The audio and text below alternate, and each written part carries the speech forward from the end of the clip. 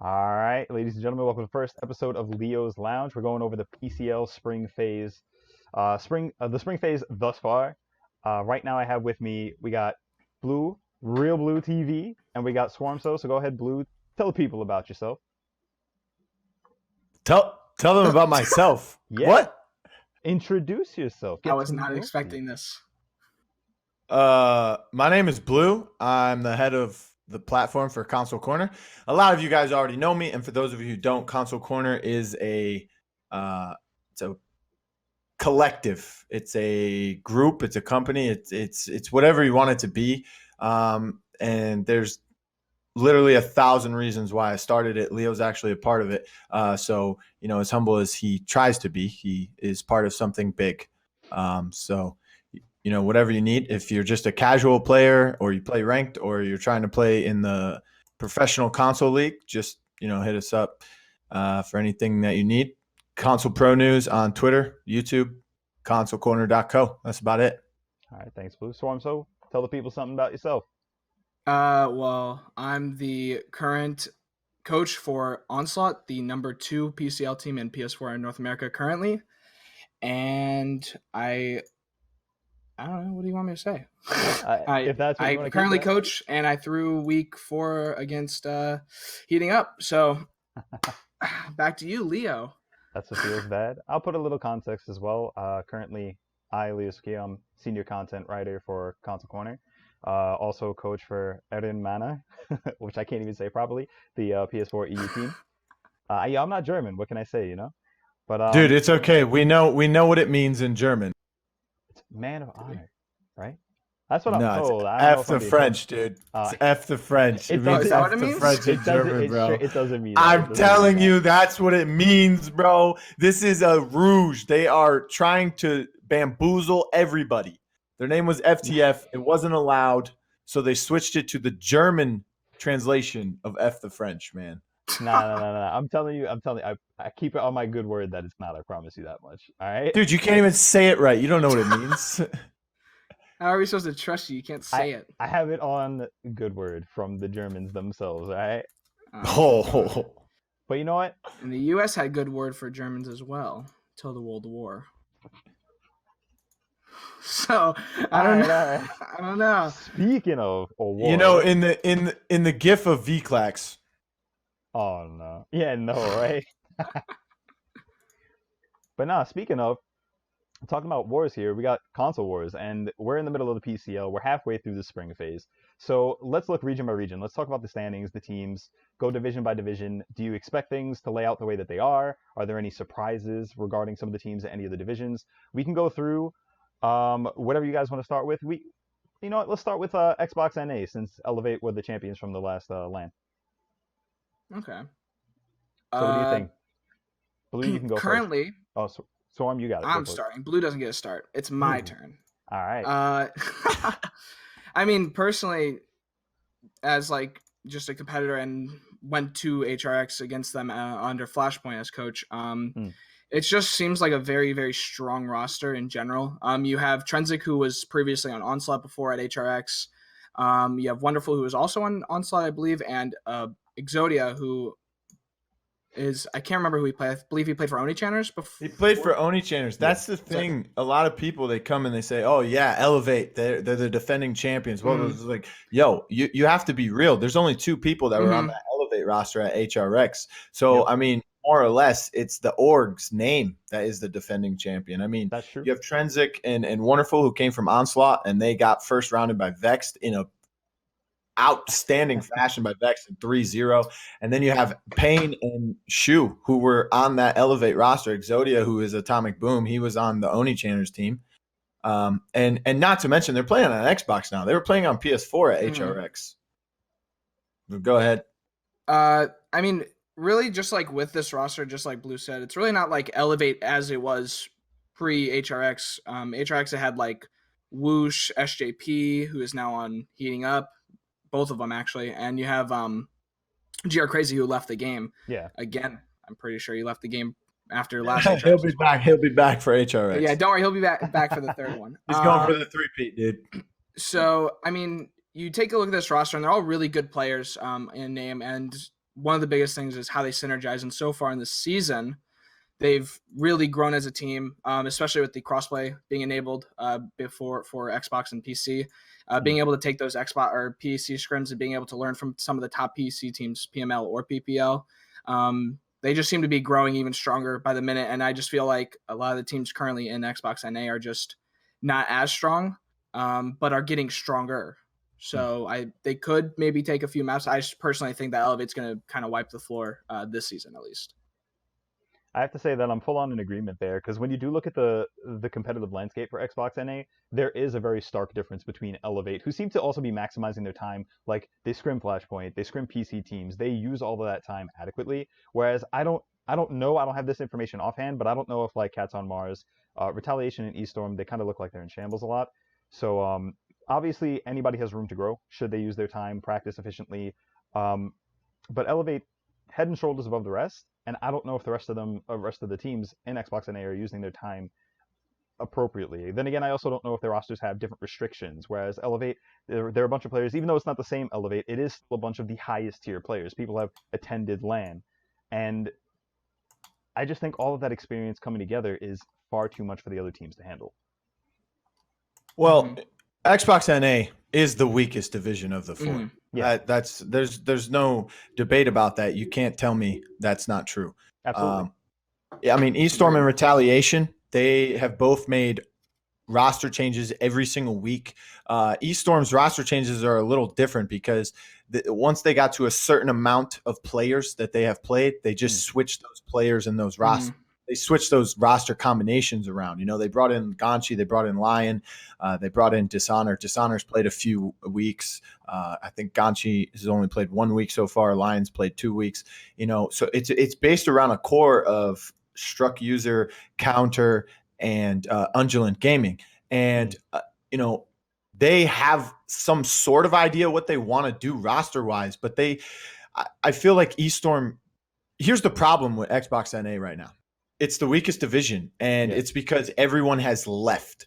You know, if you go all the way back to the last LAN or the LAN before that, any LAN, if you keep just going back and back and back and back, you'll notice a trend that a lot of these Xbox players that are good are either quitting the game or they're moving to different platforms or they're moving to different regions. I mean, you have Bustdown, who was predominantly an NA team. They now have 2 EU players in Wildcard and Whitey. But, you know, you still have Ariavan, you still have Dreams, you know, and they're moving to that side of the spectrum. They're moving to a different region to try and dethrone someone else. And the main goal here for these teams are to have as many Xbox NA players at a LAN as possible. I mean, that's what it was if you go all the way back to Blight winning the PS4 NA region back during that HRX. It's try to get the best players because Xbox NA believes they're the best players. And I think that really hurts us because as a scene, you know, Swarmso, how did, you know, you played PS4 when Flashpoint qualified for the spring finals. How did you feel after Flashpoint won? You weren't the coach for them yet. You were, I think you were coaching a PS4 NA team, or you were on a PS4 NA team. I can't remember back then. I think it was the team that it was the second place team at that point, or no? At that time. Yeah. So but Flashpoint won that LAN. How did you feel as a PS4 player? Because that was the first time PS4 won. Whether it was EU or NA, that was the first time PS4 dethroned Xbox NA at a LAN. How did you feel as a PS4 player? Personally, I felt as a PS4 player, I was thinking of more of a perspective that like they're like these guys that have been playing for so long together, and it's like one of the most like stapled teams at like ever. Like, I mean, you have Legacy, World, or I guess now the new World, but you had Legacy, Good Lad, Storm, Prosper. These guys, they were so together all the time that like it just showed, it kind of like opened my eyes that synergy is way more important than just like names. That's not what I mean. That's those are good points. That's not what I'm talking about though. I'm talking about like you got kind of like, you know, you got confident. You got kind of like an ego boost. You know what I'm saying? Okay, so if Cyclone or Elevate do really well at the first LAN this season, think of Retaliation and E-Storm. You know, because when I watch, you know, if I watch a basketball or, you know, the MLB and my team makes the playoffs, but they lose, I'm going to root for the team that's from the same division, right? That's Right. still in the playoffs. Or I'm going to root for the same team that's still in the conference, because if they win, that makes us look better. Mm-hmm. So, I mean, the weakest region, and if Elevate goes on to win the whole LAN, what does that say about Xbox NA?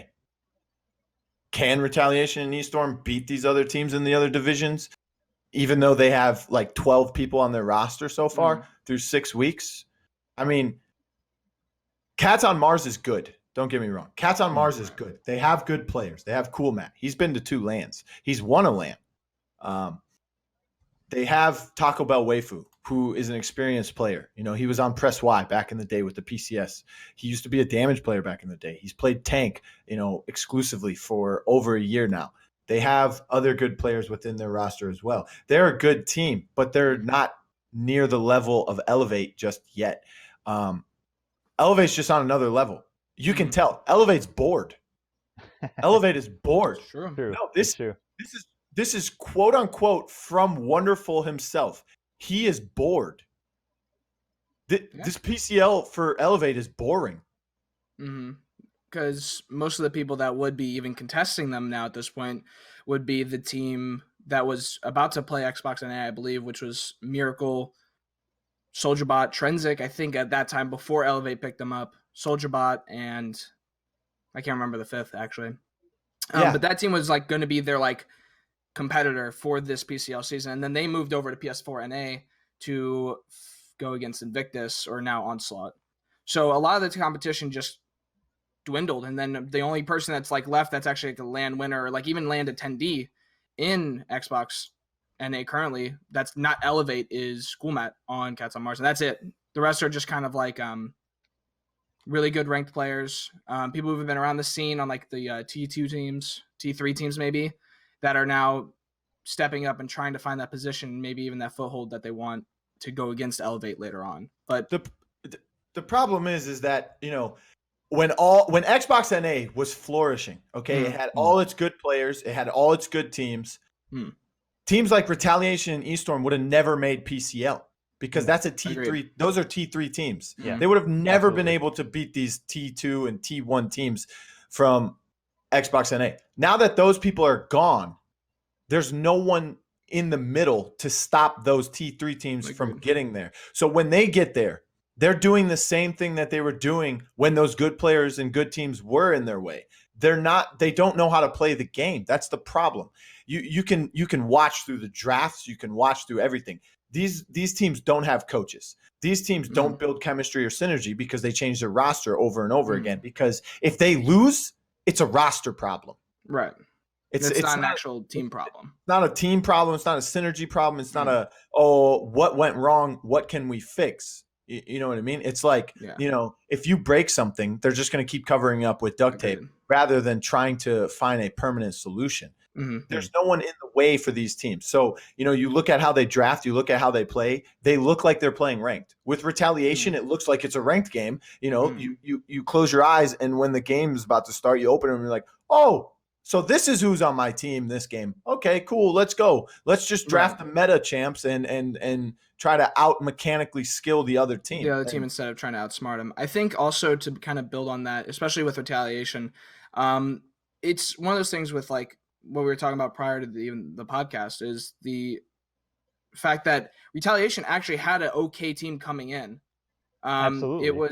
They were like a better team than what it is now. Personally, I feel like that's how it is. I feel like with whatever like happened with the island shots like thing and like the roster switches and stuff like that, they were a much better team coming in to the PCL than what they are now, just due to this like roster swapping and stuff. So it's a very big issue, because maybe not even like Elevate might still not have had even issues with it, but it might have provided a bit more competition for Cats on Mars if they had the Emmerfish, I believe, I can't remember exactly who it was. Emmerfish, but they had, I think, Brian Ian Hart at some point. Ian Hart, who was actually like, these guys were like actually dedicated players who you would find in the Xbox 10s, the higher even ranked 10s. Okay, so here always trying to learn.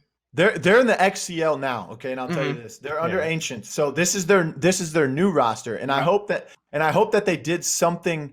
I hope they did what I told them to do in one of the Console Corner episodes. And I said, you know, one of you three needs to be captain this time. So that this doesn't happen. Okay. They have Stiles. Stiles has come back for them. And I know we're going to talk about this a little bit later. They have Person of Uranus, who is a new player to me. I have no idea who this is. I've never seen them play or anything like that. They hang out in my stream and they watch the Console Pro News stream. So, they're very active within the community, I can say. They have Emberfish, Stiles, Person of Uranus. They brought Pear who was dropped by Bustdown once they got wildcard after week 1. And then they have Ian Hart. So, you have Pear and you have Ian Hart on your DPS. You have Stiles and you have Emberfish for your front lines.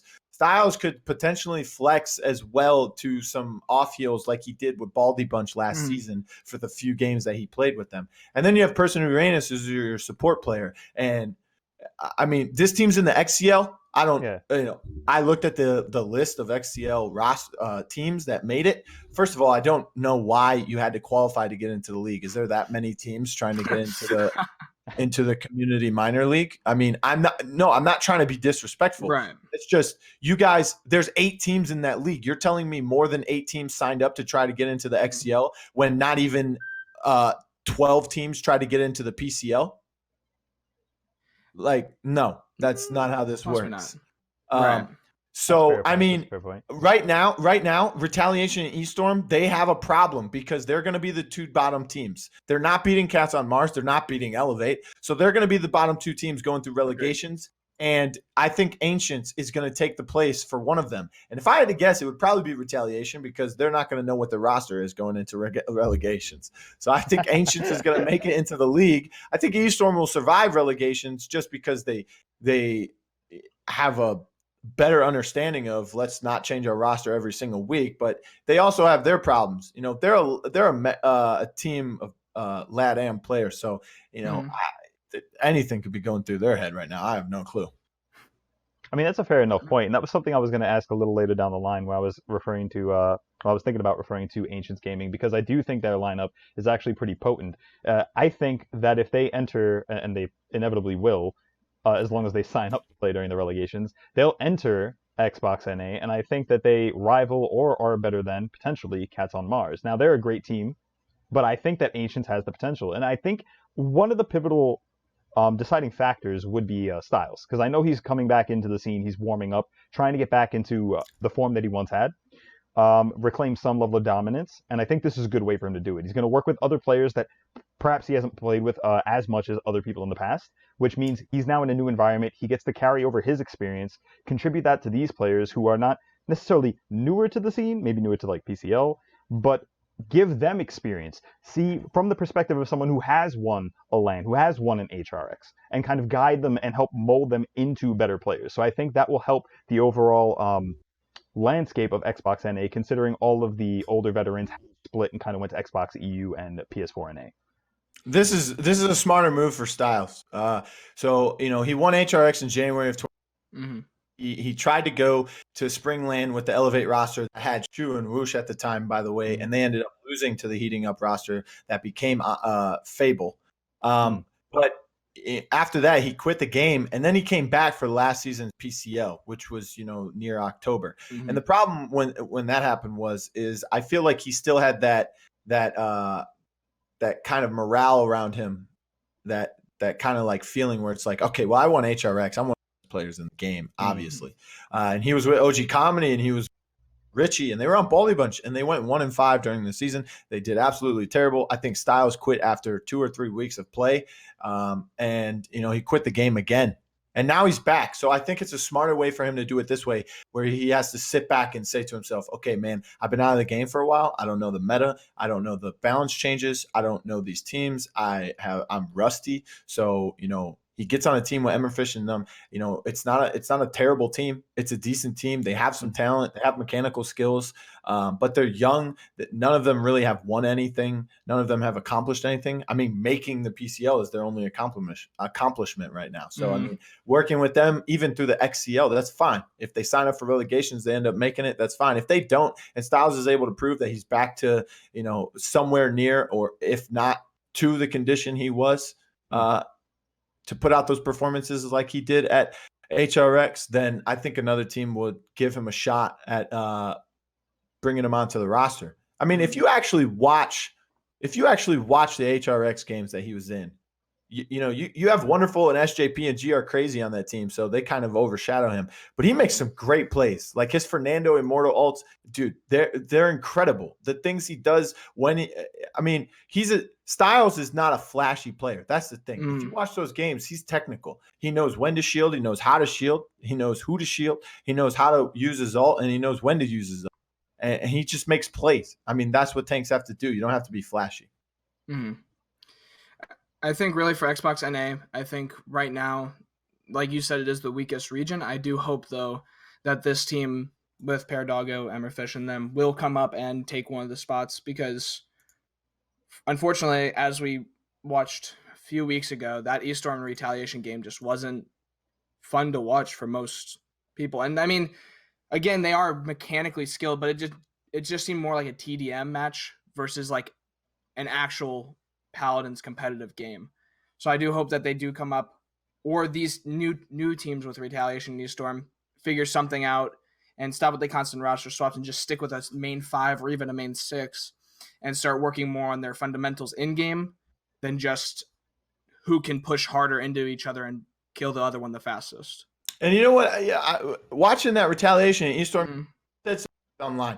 And when I said those on Twitter, I get so much backlash, and I understand that no one's ever gonna love me, right? But you have to realize that when I say something like that, how come I get destroyed because I'm a community person and because I started from the bottom? It's not like, oh, the first time you ever turned on Paladins, you saw this guy in a suit named Rain Day. Because, they were also saying the same things I was saying. Rain Day sitting there like, these teams need to never go to Fish Market again. That's exactly what he said. Then there's other ones where the casters just completely say, what are we doing?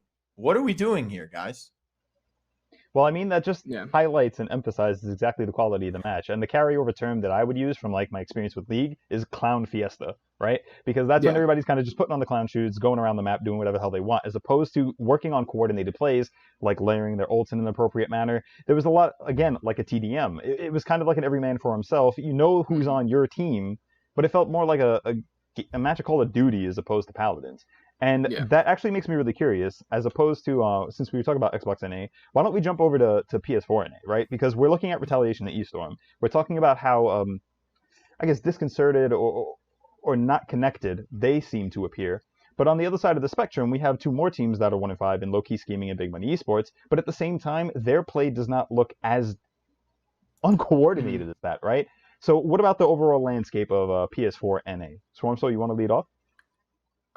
Sure. I mean, one of the biggest changes in Ps4 NA was Big Money's decision, or I guess more so Ralkion's decision, to move over to the Low Key Scheming roster, and as well his longtime duo, who's been playing with him for a very, very long time, Muffin, who now you have the core 3 players, I believe, who, or not even core 3, I believe it's Kev Falcon and Galaxy, who are the core, like the first 2. I can't remember who else was on that roster before Ralkion and Muffin Man left. You know what it was? Is Roman Rulers was a sub, and now he's main roster. Okay. MBK you're probably thinking of, though. MBK's been there since they qualified.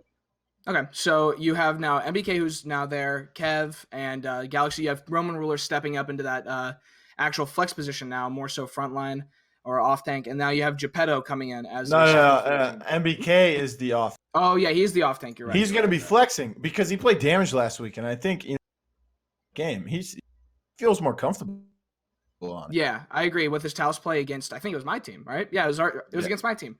It was him playing Talos, and that's why I kind of got lost. But I think more so MBK more fits the role of the flex, with Roman Rulers more being just like a tank.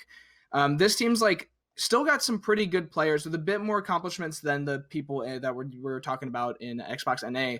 You have Galaxy, who's competed in the PCS before he's qualified, I believe, for PCL, the first one. You have Roman Rulers, who's a known name, maybe not for the best reasons, but everybody really knows who Roman Rulers is. You have MBK, who used to be on the old roster for Runaways before Runaways. He left. Thank you. And he left that team. Kev Falcon, who's always been transferring over. All these players still have a very basic fundamentals of the game, right? They've been playing in PCL, they've been playing Paladins long enough, I feel, that they all know what the like higher tier gameplay is, versus the people in Xbox NA who just don't have that knowledge or choose not to ignore it and instead just keep switching rosters. This team has been growing, but ever since they lost Ralkia and Muffin Man, unfortunately, I feel like they've kind of fell off a bit. You remember the slander I got for saying they lost their two best players. Yeah. I personally, I don't think Muffin Man was one of their best players. I still do think that Galaxy and Kev Falcon are very, very good DPS players. No. Kev and Galaxy are better than the Muffin Man. Yes, mechanically. But Muffin Man brought this kind of just him being there brought this aroma where it's like, all right, we're gonna do this, we're gonna do that. I mean, look at it this way: Muffin Man and Ralkion have been on some of the best Ps4 NA teams of all time, even though none of them have made LAN. They've lost to Blight, Streets of Drury Lane. Blight beats Runaways in the semifinals, and then Blight beats Streets of Drury Lane, and that went 5 games. And it was it's best of 5. They took him to 5. And they had Evil Shadow back then there too, who I think is one of the most insane Paladins players of all time on console. But unfortunately he retired. He's no longer here. But no, you have to look at it this way. Galaxy and Kevin, okay, and Kev Falcon. How should I put this? One of them was on a good team last year, and one of them was not. Okay, Galaxy was on Game Over. They were terrible. They had Ball and Barry. They had Galaxy Business stepped in, I think, the last week or two with them. They had some other people on their team as well that are some pretty big names. But they won 1 set last year, and that was against Warm Up. So they beat Warm Up. So you had Oni Channers and you had Elevate in your. That's kind of like where they are right now. Galaxy's in the same position he was in last year. There's been no improvement. He's in the same position. Team-wise, he's on a team that has high expectations, that has good players, but there's 2 powerhouses pushing them down. This year, though, it's a little different because it's role swapped. He's not the team with the win anymore. He's not in 3rd place. Game Over was in 3rd place last year. You also have to look at Kev. Kev was on Team Cryptic. They had a chance at making LAN. It came down to week 6 against Onslaught, and then ended up losing in that best of 3. Right. Roman Rulers is a great player. So with Galaxy and Roman Rulers, Roman Rulers wasn't in the PCL last season. He's a rookie this year. MBK is a rookie. He's coming back off long retirement from PCS days over a year ago, 2 years ago. I'm talking Runaways trying to make LAN was 2017. Right. That was the fall of 2017 because January was that event. And then you have Galaxy and Roman Rulers. They're 2 players that and Ball and Barry too from Game Over. The team is not going to do that well. It ends up not doing that well, but they become fan favorites. The casters like their names. The casters give them these nicknames like, they love Ball and Barry's name. Galaxy was the Tom Brady on BK. Right. Roman Rulers is this guy who everybody knows who he is on Twitter. Right. Everybody. And they have these personalities that are big and boastful, and everyone loves them, and they become fan favorites. You can hate them or you can love them, but you know who they are. Yeah. That is when the people who look for skilled players, that is when they start to look at you. Because if you keep showing up in their timeline, whether it's for skill or for, whether it's for your play or whether it's for your personality, you're going to show up. And then once they're watching the games on Mixer, or they're watching the games on Console Pro News, or they're watching highlights, they're going to be like, oh, crap, I know that name. And that's when they start to pick up. I mean, if you look at Galaxy was almost on the same path as TKO. TKO was on warm-up, 0-6. Now he's on the 2nd best team in Ps4 NA. Arguably could be the 1st best if they end up beating them in week 7. I mean, and Galaxy was on his way to do the same thing. But Galaxy's team didn't do the same thing. So Galaxy kind of hit a roadblock. That's where Galaxy is. Yeah. Galaxy and Kev Falcon are the best 2 players on that team skillfully. Right. But Ralkion and Muffin Man were the best players because they could match them in skill, but they also had more experience. And energy. and synergy together as well. And they have bigger champ pools as well. And they've been farther. They've been further in tournaments. So that's what I meant when I said they're the best 2 players. Yeah. But Muffin Man's gone. Ralkion didn't want to play support. That's why he's on Low Key Scheming. Yeah. Low Key Scheming had their new roster that they brought in after week 1, besides B-Lam, Dragon Killet's left now. And, you know, you sit there and you look at this roster and you're like, this is a good roster. They have young talent. They have mechanics. Some of them have been around for quite some time now. You know, you have Business, you have Cop, you have Hatsuchibi. You look at these guys and you're like, okay, they have skill. They're young. They're raw talent. They need to be molded. And then you look at them and you're like, man, they are doing terrible. I dove deeper into it. I said, listen, they need to swap roles. You know, Cop's the best player on that team.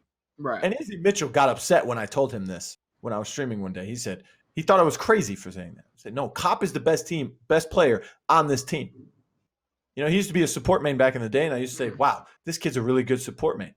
Then he had to start playing tank because his team needed a tank.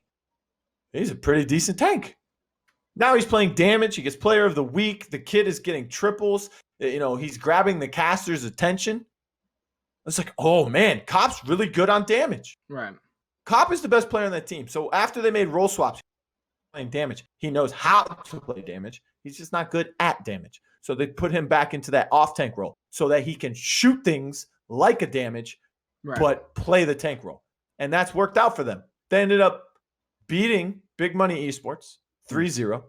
And then they took one game off of Heating Up. Now, granted, Heating Up had Destro in the lineup at the time, but you know, you got Whoosh, you got Miracle. Miracle's up for, he's in the top 5 for MVP of the year. You can't just say, oh yeah, it was all on Destro. Right. No, I mean, there's a good amount that was on Destro, but Low Key Scheming is looking good. I think Ps4 NA right now is a spot. Besides Big Money, Big Money needs to find their team identity. Right. They need to figure out what is not working, because it's not Muffin Man and Ralkion now. Well, you know, on that subject, actually, they're gone. About them, I feel like there are a few things that can contribute. And I was thinking about this a lot before with Big Money, because I know a lot of the players. Obviously, I'm a Ps4 NA kid.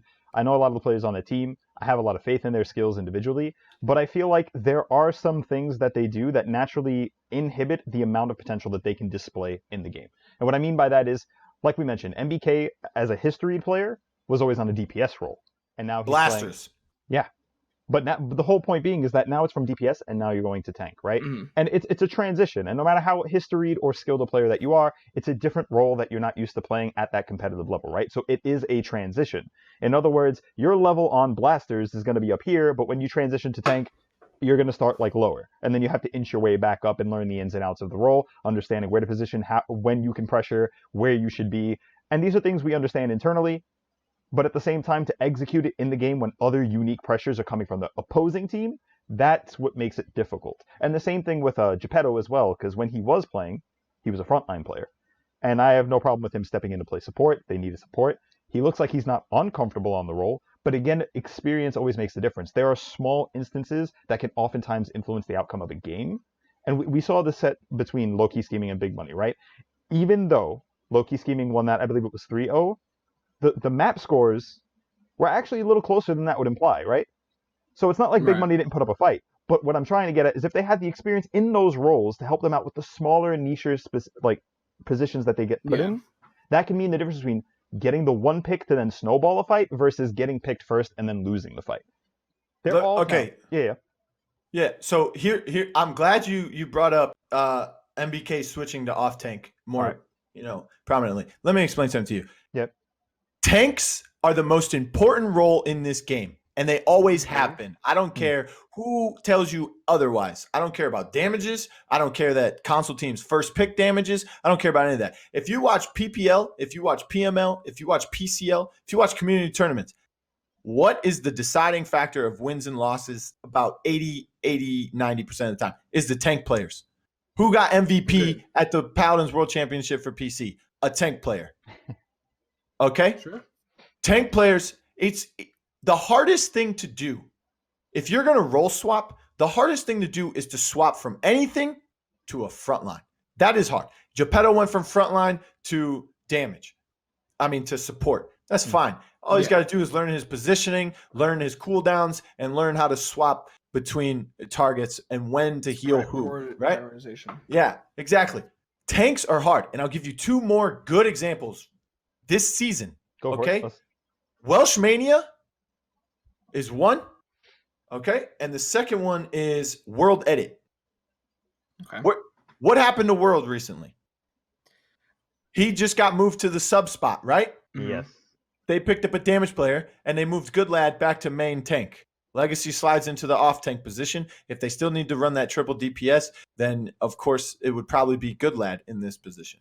But World been a blaster main all his career, man. He could play tanks, yes. He slides into that off tank flex position all season. They beat iTech 3-0, right? One of the games was a 4-3 on Serpent Beach. The only reason why iTech lost that game is because Legacy uses Leviathan. He uses his ancient range. He's able to hook a Pip out of midair, and he kills him while the Pip had Evil Mojo available. And, they were able to snowball it in the last 30 seconds and win that game. iTech almost took a map, maybe 2 maps off of them. They beat them 3-0.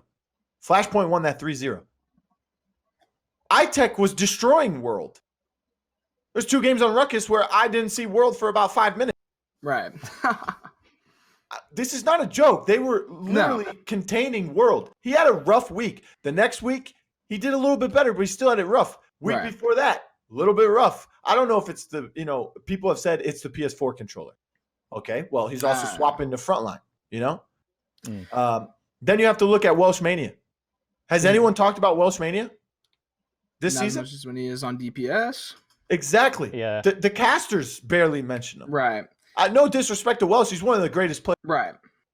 But swapping to Frontline is not as easy as people think. Frontlines in the PPL, especially, and the PML, they get banned out. Look at Torvald. Torvald's been played 6 times this season. We've had 156 games. That means 150 games we have not seen Torvald. We see Makoas get banned across all leagues. We see other tank bans. We see Anara bans. We've seen Anara bans in the PCL. We've seen Makoa bans in the PCL. We've seen Ruckus bans in the PCL. I think one of the biggest things, is as tanks, it's much more than just being able to just shoot people. No offense to DPS, but DPS players are very good at what they do. They're very mechanically inclined, and they're very, very good at positioning, the top tiers, right? The issue with the off tank or the main tank role is that you control the pace of the game and how your team plays behind you, right? If you are a very aggressive tank, Wonderful, right? You have Wonderful, who's just an insanely aggressive tank who just pushes in and just does it all. He just he opens that space for the team. And you have Trenzik on Elevate. We're just gonna use Elevate here, who just very aggressive player. They control their team, so then therefore their entire team plays very aggressive. The issue is that you have to have the synergy between both the tanks, because if one tank's a very passive tank while the other one's a very aggro tank, you can find conflicting issues there. While also, just tanks in general are just hard. I mean, the off tank role is one of the hardest roles in the game. You have to make sure you're controlling the pace of the game while also being able to hit most of your shots, most of your hooks, most of your con ults, and you just have to make sure you're doing a lot more. And then the main tank role, you have to just make sure you're surviving, and that's very hard, especially into this new meta that's kind of transforming into this hit scan meta with Victor, Tyra, Vivian, Sky, all these very, very hard hit scan who have this very easy access to hit your head and be able to track it almost perfectly. It's just tanks are becoming harder and harder as DPS get easier. I mean, okay, you're talking about the mechanical skill-wise parts of playing tank and transitioning. Thanks. The harder parts are the actual, the flow of the game. No. If you're main tanking, you got to know how to receive heals. It's not just, this guy's standing behind me hitting L2 the whole time or whatever, throwing Saris heals on me. I got to know I gotta know how to read everything that's on my screen, because if it says it's healing me, but I'm being cauterized, I gotta know when to step out. I gotta know when to accept the heals. I gotta know when my healer is not healing me because they're healing someone else. You as tanks, you got to know not to tank stack, when not to stack. You got to know which lanes to push. When your team gets a team wipe or you win a team fight and you go to start, where do you go? How do you set up this? That's a whole team thing. Everyone's got to. know that. Right. But the thing is DPS players, they're the ones who contain the zone because they're the ones shooting. The tanks are the ones who start the zone. They're the ones who hold the zone. They just say, okay, I'm stopping here. This is where we're going to hold. You stand behind me and shoot. You got to know when to shield. You got to know when to use your ultimates. You got to know how to position yourself. And another thing that a lot of people don't know, okay, and you can go all the way back to when Legacy played on his team with Smutney on PS4. Back in the days, they'd always finish second behind Swiper's team. You can look at that. Those two tanks that they had, and Flash Swiper's old team's tanks, those were the best tanks when it came to body blocking. I remember watching a game. Someone brought out the Victor Knox. This tank dashes almost across half the map to stand in front of this dude's face so that he can't ult. It's just you see a dragon punch coming, and you got a Makoa who has his ult, and I'm a tank. I don't have my ult. We need to win this point fight. We need Makoa to pop his ult. I'm diving in front of that dude and taking that dragon punch to the dome, dude. I mean, it's not just mechanics. It's not just skills. It's knowing how and when and what to do. That's the shielding. That's all it is. Literally everything, actually. The flow of the game. Exactly. It's just tank is a very hard role, and like you said, it's actually the hardest role in my opinion to even transition to from any role, unless you've had previous experience on the role. But to sum up Ps4 NA real quick, Xbox NA, okay, weakest division with the strongest. Agreed. Weakest division with the strongest team in the league. PS4 NA, I would say it's a two-way dogfight. You got two teams at the top fighting each other for one spot, and you got two teams on the bottom fighting each other for one spot. Low Key Scheming and Big Money, they're both 1-5 set wise, but I think Low Key is 3+ 3 over Big Money. Yeah, they're 6-15, and Big Money's 3 no, not the game differential, just map win wise. If you want to go game differential, I think they're +5 over them because Low Keys is 6-15, so they've played 21 games compared to Big Money, who's only played 20 games. They played one less game, so they're 3-17. Not only do they have 3 less wins, but they have 2 more losses instead of 3 more losses, which is another reason why a lot of people still have +1 over Onslaught, even though they both lost 4 games. It can easily be explained here. The map win loss heating up is 16-4. Yeah, and we're 15-4. And 15-4. Yeah, I explained this to Neil, and then they hit me up. Neil asked me. He was really confused. Not gonna lie, I was lost, and then I had to pull out a calculator, and I was like, all right, this is what happened. And I was like, okay, they just won one more map. Okay, that's what happened. They won one more map. Yeah. But that's not the only issue there. The other issue is that Onslaught is not the ones who took that 4th loss from them. You guys, you beat them 3-1, so they were able to take one off of you. Yeah. So, head to head, you guys are 4-3 for heating up and 3-4 for I actually just had this conversation yesterday on Twitter with one of the guys who's really I want to say he's a fan of mine, but I don't want to. Yeah. It's Curator Rex. Anyway, shout out to him. He voted for me. I saw the whole Twitter thing. I was like looking at about the PPL standings thing. Yeah, the PPL standings things. I wasn't home at the time, so I actually grabbed a pad of paper and 2 examples where one team played 5 games and one team played 3 sets. Sorry, 5 sets compared to 3 sets, and why that team would be higher because it goes by win percentage if the teams haven't played the same amount of sets, not the same amount of games. Like in the PCL, everyone's played 6 sets. You see what I'm saying? Yeah. But moving on, it's a two-way dogfight. Top 2 are fighting for one spot. Bottom 2 are fighting for one spot, which doesn't matter because they're going to go through relegations regardless. I think Low Key will make it out of relegations. I agree. I think Low Key is slowly, also with the added addition to Ralkion, has slowly become a much better team. Ralkion wants to play DPS, man. Right. Look at last season. Look at last season. iTech was under Brutal Fissure last season. They were supposed to be the number 2 team. It could have also been Cyclone. It ended up being Cyclone at the time. Brutal Fissure did terrible. They had a terrible season. Atomic AMK was the only star of that roster at the time. Right. He was up for Rookie of the Year. He ended up hitting the rookie wall, you could say, and he ended up losing that to Tito. Now you have Sir Benji. Last season, Sir Benji had a terrible season. He's always been a tank main as well. He doesn't want to play tank at that time. He wants to play damage. He comes in this season playing damage. iTech comes out with flying colors. They lose they lose to Flashpoint both times they've met them already this season, but they played the best Paladins they've ever played. Right. And Benji, it's a morale thing. It's like a confidence, you wake up in the morning, early morning matches. Oh man, I got a tank, dude. I want to play damage. You wake up and you're like, yo, I get to play damage. Right. Dude. You're you know what I'm much saying? more excited about to learn your role, play the role, exactly. and you're just overall having a better time playing the game. Yeah. Really, in the end of the day, that's what matters more. Exactly. It's and Ralkian's the same way. He has to play support all the time. He's and then he gets offline during the games. He comes back like when he wants to stream or play casually. He's playing Andro and he's playing all these damage characters. He's like, man, this is way more fun. He wants to play damage. Low Key Scheming says, hey, we're making some role swaps. You can come play damage for us. Over here, yeah. Exactly. He's running around with Koga dashing all. Right. He gets a gyro all day, man. It's like, dude, you can't do that with Maldamba. What do you right. gyro your freaking stun every 5 minutes? No. Right. I think he's having more fun playing now. Yeah. And that's the bottom line. If you're not having fun playing, I mean, look at OG Comedy. He's gone. Yeah, agreed. I was going to say, honestly, on the topic of low-key scheming and relegation territory, I think that they're relatively safe, right? With the addition of Ralkion, again, as I was trying to harken back to before with MBK being able to bring experience over to that team, and how Blue was mentioning how Muffin Man and Ralkion had hit the highest heights, so when they were on big money, they had a lot to offer, and he defined that that's what he meant when he was saying the best players, because they had hit the highest heights.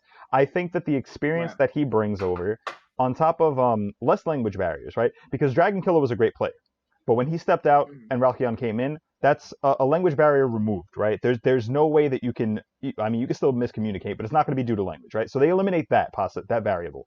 He comes in, he has his wealth of experience. He can contribute that to the team. On top of that, that team has a pretty strong work ethic.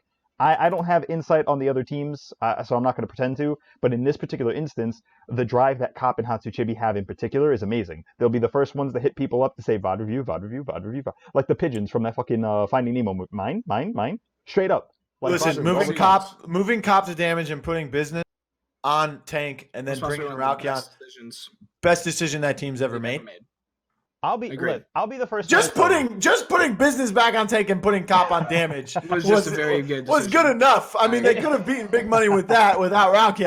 Ralkion's just icing on the cake, man. Honestly, I'm on the same page with you, and I'm gonna be that guy right now, real quick, because for a long time I was hyping Cop up, right? And I'm talking about when he played support. But the reason why I did that was not only because he gradually grew over time. He demonstrated his ability in the role. He demonstrated his willingness to learn, and luckily I was able to have that I guess work and friendship with him. So I'm able to get that insight and see that he is willing to sit down, watch VODs for hours if there's no scrims, look over his own mistakes and say, I should have did this there. Sometimes you don't even have he's a young kid. He's still at school, man. That's true. But at the same time, that's what's so amazing about it, is that he does also have the drive and dedicate as much time as he can to both. He doesn't sacrifice school for the game, but he doesn't sacrifice game for the school either. He finds that perfect balance for himself, and he just goes with it. And I think, like you were mentioning before, he transitioned to tank. He didn't look bad at that. He was doing pretty well at that. But also he's mechanically inclined. So moving him over to damage, letting him frag out, I think that was a great decision. That's why I don't think who's going to even contest them for relegations, right? So far we only have StreamX, we call them 2.0, 3.0, it doesn't matter. They picked up Yato Acosta, formerly known as Dragon Killer. If they have power back, I think we were talking about this last time, Blue, that something might happen to his Ps4. Apparently, Power Mateus, apparently something happened to his Ps4. So right now they're running with a core. That's Solaire, Carbon Atom, Dragon Killet or Yato Acosta, and Clarita Bum Bum. Clarita Bum Bum was on their team when the stages last time. And Clarita Bum Bum, good player mechanically. I mean, the group stage is the only time I've really seen any footage of them. So that's all I can base it off of. And I don't know, man. The Stremix team that is practicing right now, like Carbon Atom is not battle tested competitively. Right. He's a good player and he has a good sense of the game from what I've seen from him. You know, he comes into my stream often and we have conversations. But I mean, Solaire is playing off tank because Mateus is gone. And I don't like this. I mean, Mateus he's a fragger. Absolutely. I mean, Solaire. Mateus is too on the off tanks, but yeah. But another problem is that they were able to win some games in the group stages. You know, ultimately the game plus and minus were the reason why they didn't make league. But Solaire didn't play all of those games. So I mean, is Soler consistent, or is his internet consistent? Is his schedule consistent? Right. I don't know what the Honestly, problem was, but he didn't play all the games. when it And comes now down to that, And now, guys, he's going from what was he? A blaster main to now what is he playing? The tank role. The off tank role. which we because already established Matej, is hard. see what I'm saying? Yeah, exactly. Yeah. See, I'm saying this is not an easy role to swap to, man. Swapping a main tank is very hard. Yeah. But it's not as hard as off tank because off tank you have to play, you know, if your main tank dies and you need to be on point, guess who's the main tank until that guy gets back? You. Right. Guess who's going to be walking in the side lane with a damage next as the off tank? Right. You. And you don't only have to keep yourself alive, you got to keep that person alive. Yeah. So, I mean, it's a very difficult role, especially if you're transitioning to it. So, yeah, I don't know about Stremix. I mean, we'd have to just wait and see. I think Low Key makes it back in for sure, though. For big money, I think they need to find team identity. They need to find out. Once they do that, I think they'll be a good team. Maybe not heating up Onslaught level, but I think if they can continue to like grow, they could eventually get there. It's just going to take a lot of time, and they have to realize that time is really a lot. Like you need to like make the most of your time, right? Like, yeah, you can do VOD reviews, you can do scrims, but what are you gaining out of that? You have to make sure you're really like managing your time well and making sure when you're doing something like VOD reviews, you're really getting a lot of benefit out of it instead of just saying, yeah, you shouldn't have done that. And then they go and do it again. And then you're like, well, you really shouldn't do that. And then they just keep doing it over and over again. They never actually fix the problem. Yeah, it's like calling a disconnected number and doing it over and over again. Thinking that there's going to be a different result. Yeah, and it just never will. So you need to make sure if they can do that, they'll be a good team. Yeah, so Xbox NA is the weakest. I think PS4 NA is fairly decent, but it's a two-way dogfight. So it's like kind of split down the middle. I think Ps4 EU is the strongest division of all of them. I think it has the toughest teams. I agree with that. I think it has the hardest working teams as well. I mean, we don't really see what goes on behind the scenes, but Stush Gaming has used the same 5 players. They hit me up all the time saying, hey, did you stream these? Because we want to watch the VODs. They comment on YouTube videos. They talk to other teams. They talk to other players. These teams in this region. I mean, we have Flashpoint. And we have iTech, or now known as Aerial Rise. Yeah. We have FTF. I'm not even going to say or whatever that it's is. just I'm just going to call it. Yeah, that's FTF. It's way shorter. And Stush Gaming. I mean, these teams are really good. I mean, Stush, they go up against Flashpoint twice. They lose 0-3 the second time. The first time they're able to take a map. I think. And another thing is like, look at Console Corner's website, man. Console Corner's website is not just information. It's not just there. You Console Corner. The website is not just information. It's not just random stats. You know, a lot of people come to me and they're like, "Oh, stats don't matter. Stats don't matter." You watch any major sports, you can say that about any of them. But stats are used for an analytical side of thing. Leo, you have the same mindset. Swarmso, you do too as a coach. Let me just get a rant out real quick. I need to get a rant out real quick. Go ahead. I've had this conversation with some players. I will not drop names. I don't need to. But there are a lot of people who see the value in stats. But I've had a few friends who have been competing in like the PCL, and they feel like stats don't matter as much. And to me, I can understand if a one-off game shouldn't be taken as serious as something else. But the purpose of tracking stats and why it's done from the start of the season to the end of the season, and even in the playoffs or world champions or any international events, whatever, it's all tracked because you're looking for trends. You're looking for averages. Because if at the end of the season you have Shu averaging, I don't know, 220k healing, and then you have somebody else averaging 150k, I would honestly say 2 things. 1, Shu's obviously healing more consistently, but 2, now you have to look into the specifics, right? What champs did they play? How could that contribute? What did their team play around it? Did they play, like, if the second team primarily played triple DPS, then obviously the healing is going to be lower. So you look for those caveats. But so when they say stats don't matter, they're just looking at it as like that 1-to-1 comparison doesn't mean anything. And I agree to some extent, but that's why you look at all the other intangibles and then you weigh them against each other. Because if the team compositions are carbon copies and they're playing the same champions, that means Shu is worlds better than the other person statistically. He consistently puts out more numbers, right? And that's how you look at stats. That's how you track trends. That's how you see who performs how well over a span of time. And I'm not even just talking about in-game stats. I'm talking about look at the Console Corner website. Literally. And it's there for everyone. I mean, Swarmso, what was the number one? Okay, so last season, right? Okay. 6 weeks, best 2 out of 3 every week, right? So Flashpoint 2-0'd everyone, which means they only got 1 map pick each week, right? Which means they had 6 map picks total. What was the map pick they picked every single week, Swarm? So you were the coach. What? We picked Stone Keep, my favorite map, man. Okay, now Swarmso, how many times can you recall, Leo, you too? How many times can you just take a guess? How many times have you seen Stone Keep banned? I think in any league play. Oh, in any or just PS4? Just console at least. Just okay. console. I think we got it banned once against us, maybe, but I don't really remember. I don't think it ever actually has been banned. You did get it banned once against you. You want to know who? Was it iTech? No. Who was it? HRX. Oh yeah. They caught us. So in between, so when the season ended, I released all the stats, right?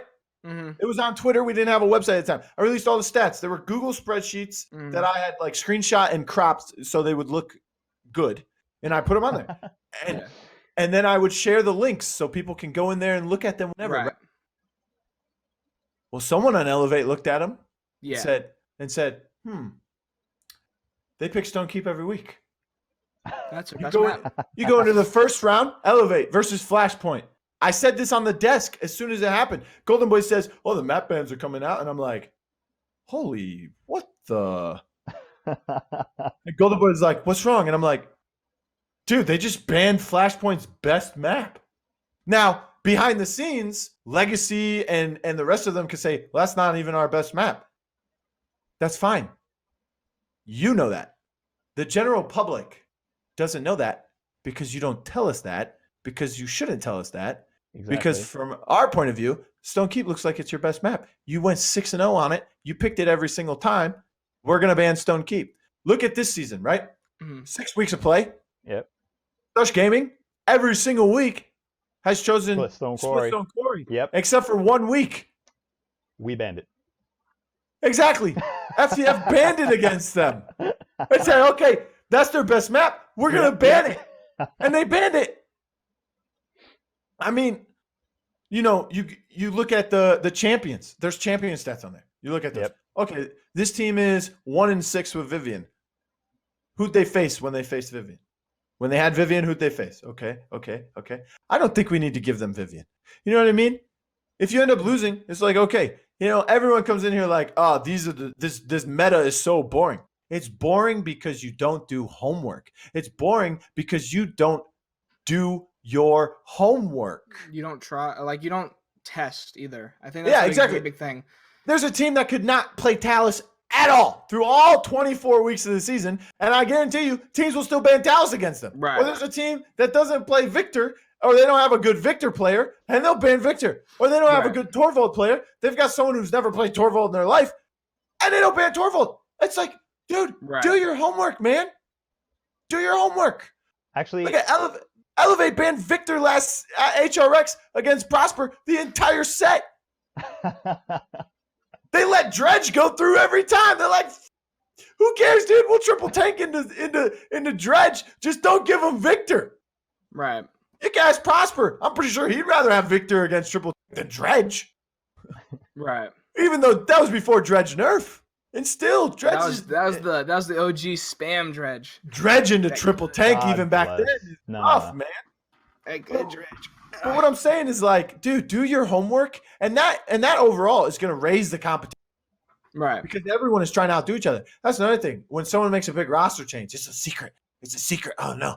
It's like, everyone cover your eyes. We're going to write down who the player is. It's like, no, man, no. You want to be the best player in the world. You know what makes people the best? It's not just showing up on game day like, yeah. Wait till they see who's on our team now. Nah, dog. It's like 4 days ahead of time. Like, hey, this is who's on our team now. So you got to prepare to face this person. And then the other team will do their homework and they'll try to prepare to face this person. And then if they lose, if you ego them, it hurts even more because they did so much more work to prepare for that team, to prepare for that person, rather than just prepare to play Paladin. Mm-hmm. You know what I mean? So it's like, no, man, Ps4 EU does their homework. Now, granted, they don't do the homework I'm talking about, but they do more homework than the rest of the league. Right. They make sure besides that the top teams. Yeah, I think it's one of the biggest things is that like when you do watch Ps4 EU, it's always going to be pretty much a good match. Look at this. Yeah, look at the stats. Good matches. Look at this. There's good matches, but if you look at stats during or after games, a team that lost, right? Mm-hmm. Everybody on the team has like between 4 and 6 deaths. Why? Right, they're not bad games. They're very because they know how to back up. Yeah. They know how to not stagger. They know how to play the game. Right. You think E-Storm in Retaliation or even who else? You think those teams are watching VODs over with their team?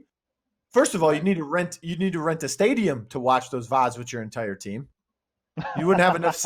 You wouldn't have enough spots in a party chat, man. And even then, like you just said, like I mean, it's also very a notable thing that we could talk about later on. All these teams, all 4 of them, have basically had core 5 plus sub on every single one, or like in your case, an analyst / coach, right? Like each of these teams haven't really been changing up their rosters, and that's also something to take away from this. Like this is the only division where the 2 teams of the 4 that did make rosters are the top 2 teams, right? And iTech Comedy left. That wasn't something they were going to do. They had to do that. And they brought in Paradox, who is in the Rookie of the Year running now. All right. And then they have Flashpoint. They brought Skeppy in. I mean, Good Lad and has scheduling conflicts. He still goes to school. Legacy just went on vacation, so he just got back. So he missed a week of play because he was on holiday. There's nothing you could do about that. I mean, and then World got moved to sub. I mean, so this is the only division where the top 2 teams have had 7. Yeah, at least 7 players. I think the only difference though, as well with that, is that like they're bringing in people, but they're bringing them in, but not really changing anything, right? They're kind of just slotting these people back into where the spots they're missing, right? Like you have like Big Money, where they're just like, they get these new players and then they just start fucking flipping like all their stuff around, right? Now they have 5 different rosters and now they have like a different off tank from what they had. They have a different DPS and stuff. Flashpoint, Good Lad was having scheduling issues, so they just slotted in Skeppy into that DPS role, right? And like, I mean, I guess he was playing like, I can't remember. I think he was playing tank or something. I forget what he was. Mainly a flex. Good Lad. Good Lad. Well, he got moved to main tank because World got subbed. Yeah, even before that though, they were playing around with Skeppy for a while before they announced him. Right. Like, Skeppy streamed all the scrims, right? So this is public knowledge anyway. And they would field different combinations of the roster. There would be some times where Prosper wasn't playing. There'd be some times where Good Lad wasn't playing. Yeah. And they were just plug and playing, trying to figure out who could fit where and what rendition of the roster would be the best. Or maybe it was just the scheduling issue, so somebody was just coming in to sub, you know what I mean? But they had a lot of time to fumble with the roster. And they set long scrim blocks. There's like 3 different teams a day for 2 hours apiece. Wisely. Yes. Which goes back to the VOD review scrims. What are you doing to your scrims to make them better and make your team better? And that was one of the things they did. They scrimmed like 6 hours a day. I remember Legacy like messaging me, man. He was like, "Dude, this is like my 10th hour today." And I was like, well, I mean, as long as you're figuring stuff out, that's good. And like with Aerial Rise, imagine scrimming for 10 hours in a day and not winning them all, so you get upset like 75 scrim. Don't get me started on like the general mentality that some players have, because I've seen the bad end of it, where if somebody loses one scrim set or even one game, and then it kind of puts them on tilt. And you have to remember the expressed reason for you being in a scrim environment is so that you're testing things. You test things. Dude, Dreams told me. Listen, Dreams told me she would be okay. So if she lost a scrim. She would be the same amount of upset losing that scrim as if she lost the HRX Championship Game 7. Oh, you know what, though? On that one, because I was around for that when you were mentioning it in the chat. Like, I'm with you on how I understand that, because at the same time, I lose a scrim, I'm going in the bedroom with like my cell phone or something, bro. Hold on, I'm gonna choke my chicken. I lose the freaking World Championship. I'm choking someone else. Look. I think it's okay for people to take the game seriously to the extent that they're upset if they lose a scrim or upset if they lose. You can be upset. It's not the same level. No, it's not. But I think that was kind of like, I think that was I think what she was trying to say was mistranslated when she said it. You know what I'm saying? I don't think she means she would be equally actually annoyed by that. I don't think anybody in their right mind would, because those are two totally different things. The value of the scrim is what you learn from the scrim. You can lose all the scrims in a row. And you know, I can even give you some examples, right? So when Hatsu's first roster came into Low Key Scheming's first roster came into Ps4 NA, their scrim results, they varied. And as morale behind the scenes went down, it started getting a little bit worse. They plug in with a new roster. The new roster doesn't win a lot of the games at first, but now they're contending with some teams that they probably shouldn't be. At least the standings wouldn't imply. And I know as an analyst, you don't weigh the scrims like that. But what I mean to say is there's perceivable growth over time, not on the stage yet, but they're feeling more comfortable. They're finding their own footing. And that's going to be important. That'll translate into on the stage. And that's what I'll say. Exactly. Yeah. But just to tie it back too, speaking of work ethic, because that's what we're getting at here, right? I think Ps4 EU, I was going to say NA, Ps4 EU has some of the strongest work ethic as a whole division. Because you know what, Stush Gaming, dude, that's the toughest division from top to bottom. Yo, all aspects. I'm 1,000% with you. Play wise, you know, work ethic wise, you know, whatever. Top to bottom, best division in the league. Second best, I would have to say is Ps4 NA, but they're kind of tied with Xbox. Xbox EU has good teams. They stick around. They grind it out. Yeah. But I mean, they've got some weird juju over there. Yeah, I think Xbox EU's kind of like the same, where like it's kind of like you got the top two, you got the bottom two fighting at each other, but it's a bit more than that because unlike like Onslaught to Low Key, it's Bustdown to Radiant, right? Like No. Bustdown is fighting with Cyclone. Okay, it's just that's what I'm saying. Like Cyclone keeps pulling ahead, heating up. It ain't a top two, bottom two over there. It's a top two, right? Or top 1.5. And then you got Radiant. And then you got Radiant who just is chilling. Like, they're gonna beat Viral. Right. But they're not gonna beat anybody else. They're just chilling in the third spot, dude. And they just keep making roster changes. Yeah, blah, true. Blah, blah. But we gotta move on, right, Leo? Well, yeah, I mean, we're going on to Xbox EU anyway, because we're already across the Atlantic. We're talking about Ps4 EU. We can jump over. I actually wanted to get into Ps4 EU just really quickly because... Oh, we're still on question 1! Well, you know what it is, I was definitely looking at that, dude, and I was just like, man, we do gotta... I just broke down Xbox EU right there. Let's go. That's fair enough. That's fair enough. It'll come into play as we go. I mean, and as we talk about it, we'll bring up other stuff. We've already talked about like 10 of the other questions. For sure. Yeah, honestly. But that's why I was saying, like, we're jumbling around, so we'll just make it all fit in whatever way that makes sense, right? So we got Ps4 NA, we got Xbox NA, we got the brief summary of Xbox EU from Blue himself.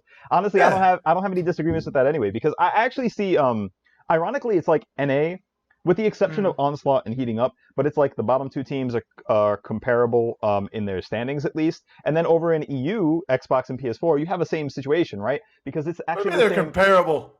Viral's 0-6, Radiant's 2-4. The only two they got are. What I mean to say is that in the standings, it's directly comparable because look at the end of the day, they're both going through relegations.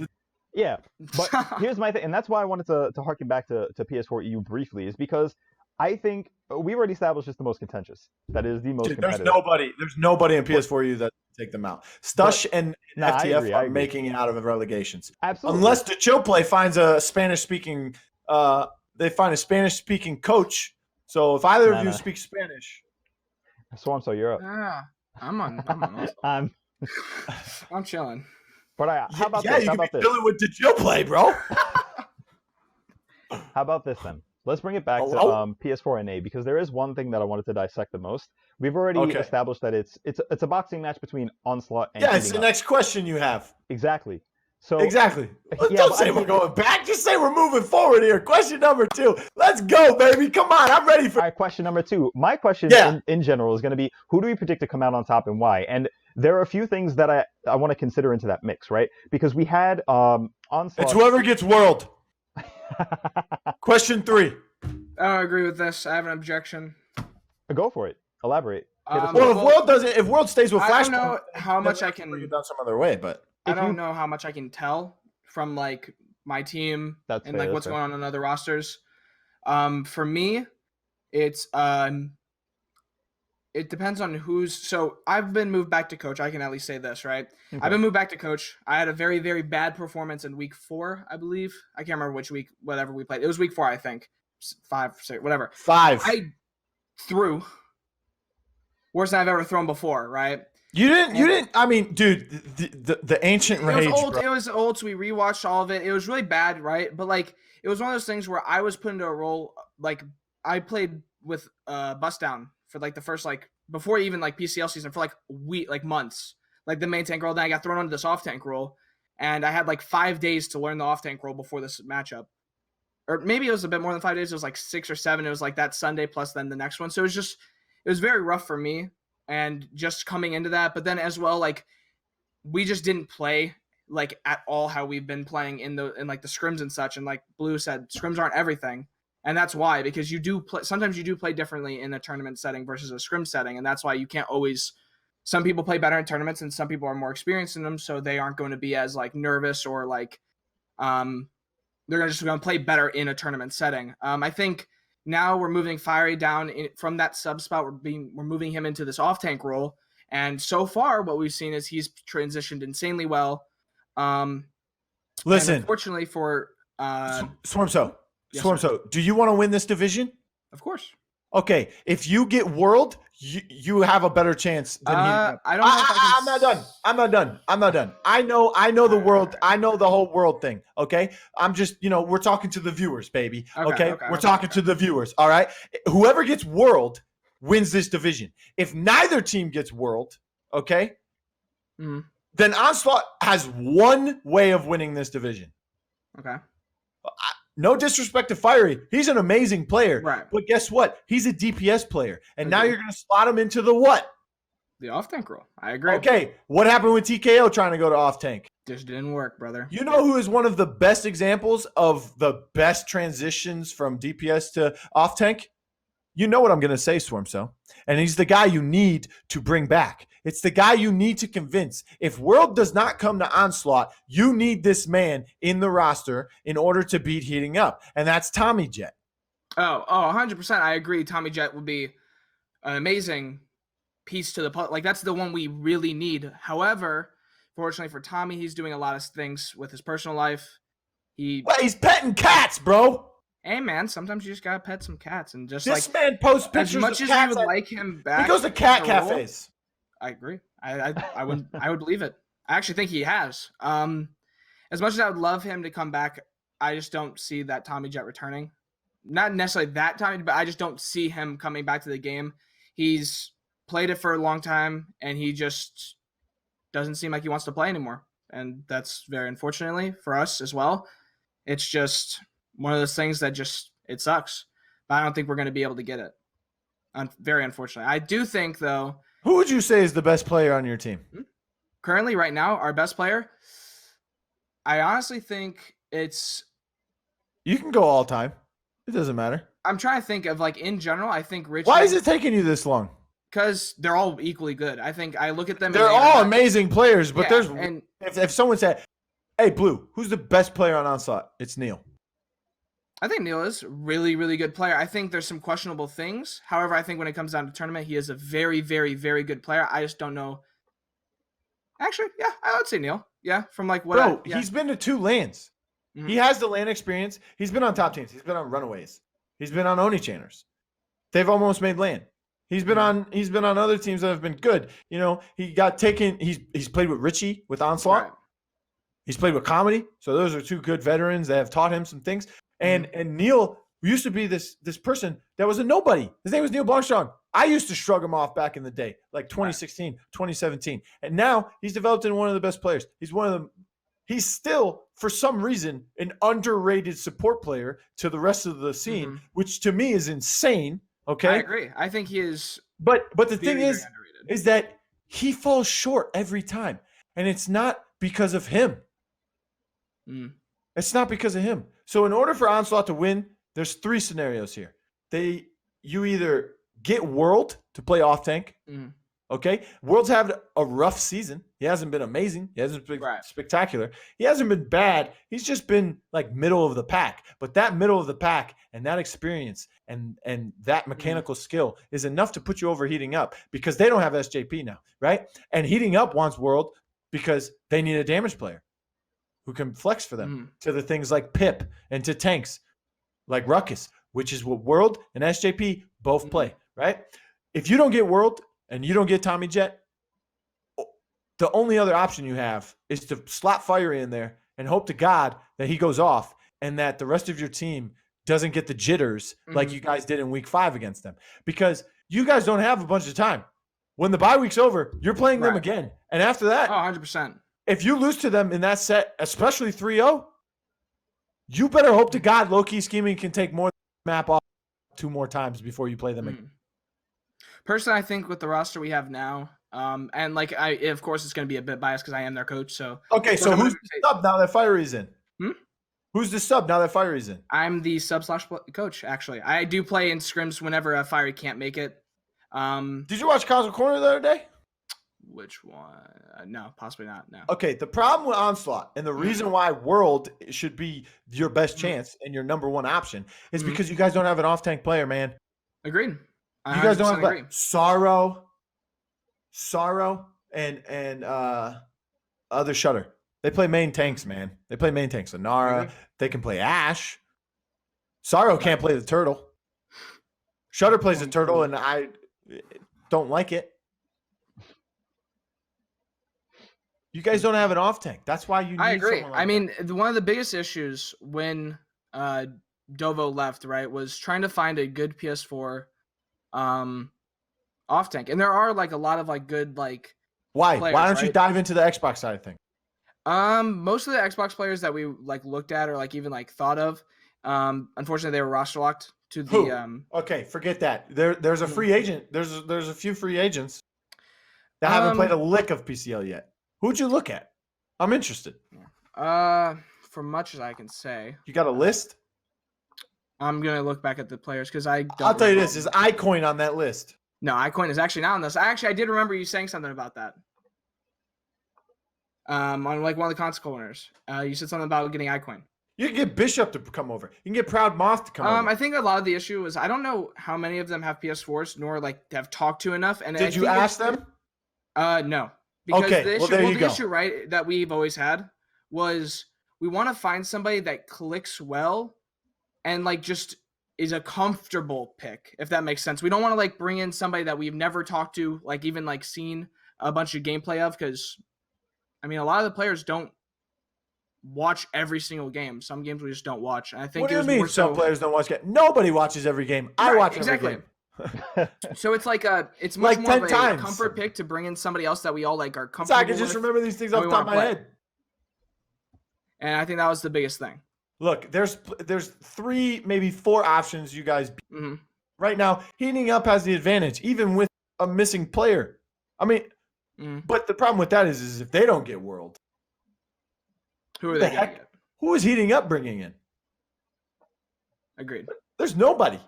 I think that what sucks is that very unfortunately SJP got suspended, and the biggest issue with that is who are they going to get to replace it? I could think of a few people off the top of my head. What do you mean that sucks?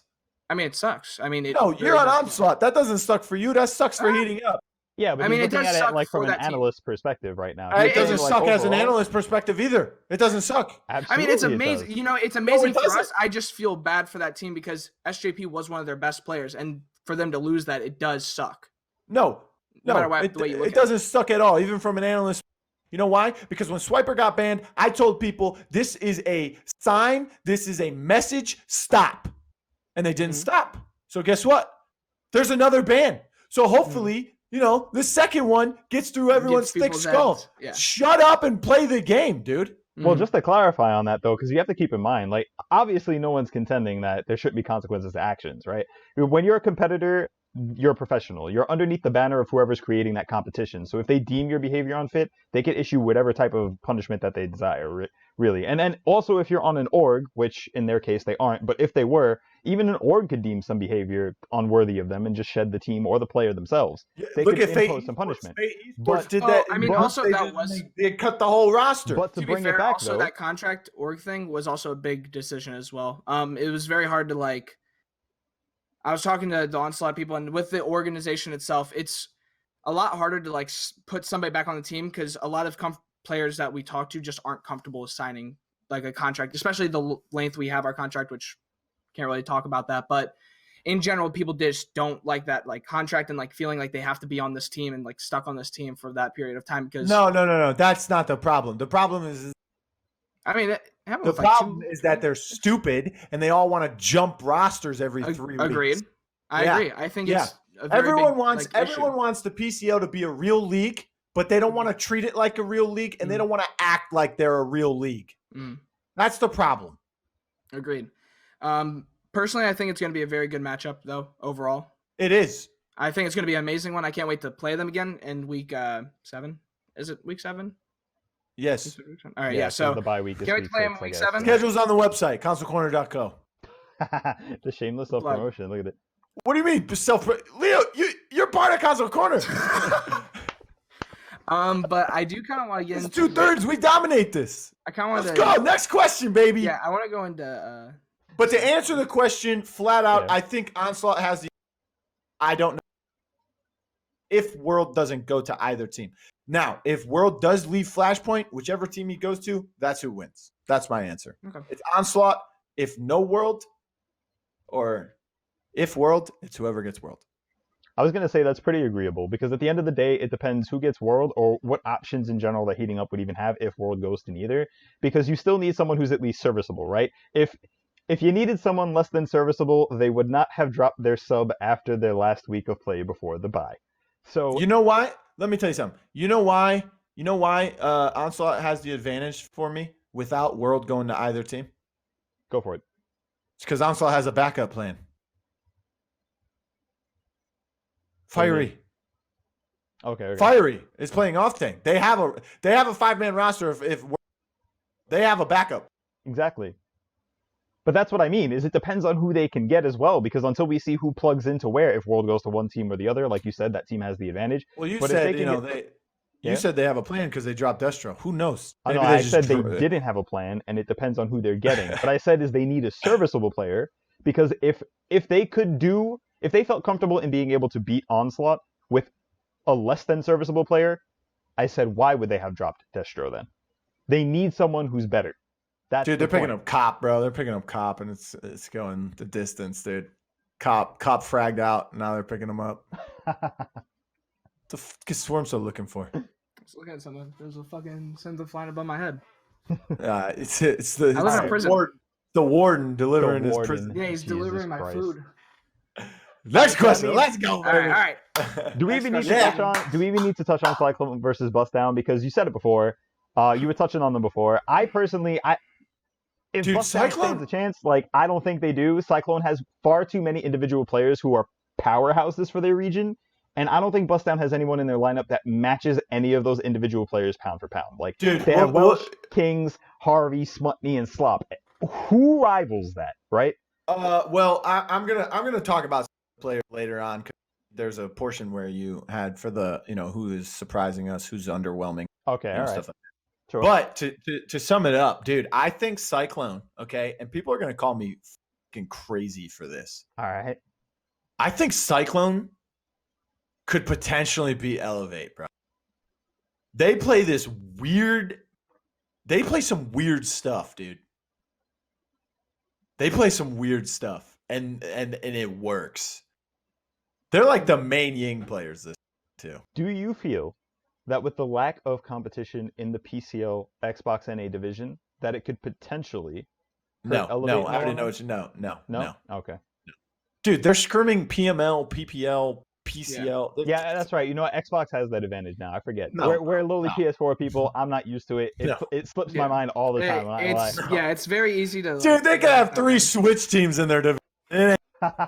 Bro. No. All right. Absolutely not. Personally, my opinion, I think Cyclone just is such a powerhouse team, and I agree with you, Leo. Just like there's nobody to match them on Cyclone, and I think that like again, Bustdown. Bustdown just like they had this roster going in that included like me, Pear, Doggo, Regan, and now those 3 players are just gone. We're gone. Now it's Dreams. And like they did pick up like Wildcard, Whitey. So like good players. Dropping Pear Doggo was, you know, that sucks. He's a rookie. He did pretty well the first week. Yeah, but I think he was an amazing They player. picked up Wildcard. Yeah. So I think that was a good pick. I think though that like Regan dropped or whatever he decided to do. I just think that going into this next set, I don't know if they have Regan got dropped by Bustdown and then he subbed for Cats on Mars. Yeah. I just think that Cyclone's just a better team, and like you said, Leo, just each player matchup just doesn't work. And like Blue said, they play some weird shit and it works a lot of the time. So dude, they played some weird comps, and beyond me, but it works. So dude, don't get me wrong, Bustdown's good. They're actually really absolutely. good. They could beat a lot of teams in across divisions. But agreed. But the problem with them is that they can't do anything more than just take one game off Cyclone. They take one game off and then it's like, boom, broke down. Yeah. They're done. End of the day for them. What do you think is the cause of that? Is it something strategic? Do they not have enough cards in their repertoire? Like, dude, I don't know. The games that they beat Cyclone in is like 4-2, 4-3, I think. The games that they lose are like 4-0, 4-1. They're definitely games that like 4-2 at the most. Yeah, I think that those games you want to look at both the wins and losses of the games, right? And if I was Bustdown, this is what I would do. Look at how you won, what worked for you guys, and what didn't work when you guys No.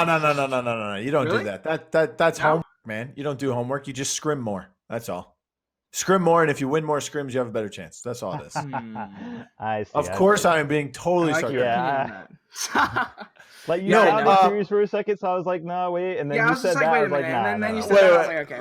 Let me tell you this though. Bustdown has had this 3 weeks now. They added Wildcard way back in week 2. That was a very good pickup over Pear Doggo. As much as Pear Doggo is, in my eyes, a good player. Young talent too, but Wildcard's a better pickup. Then they bring in Whitey.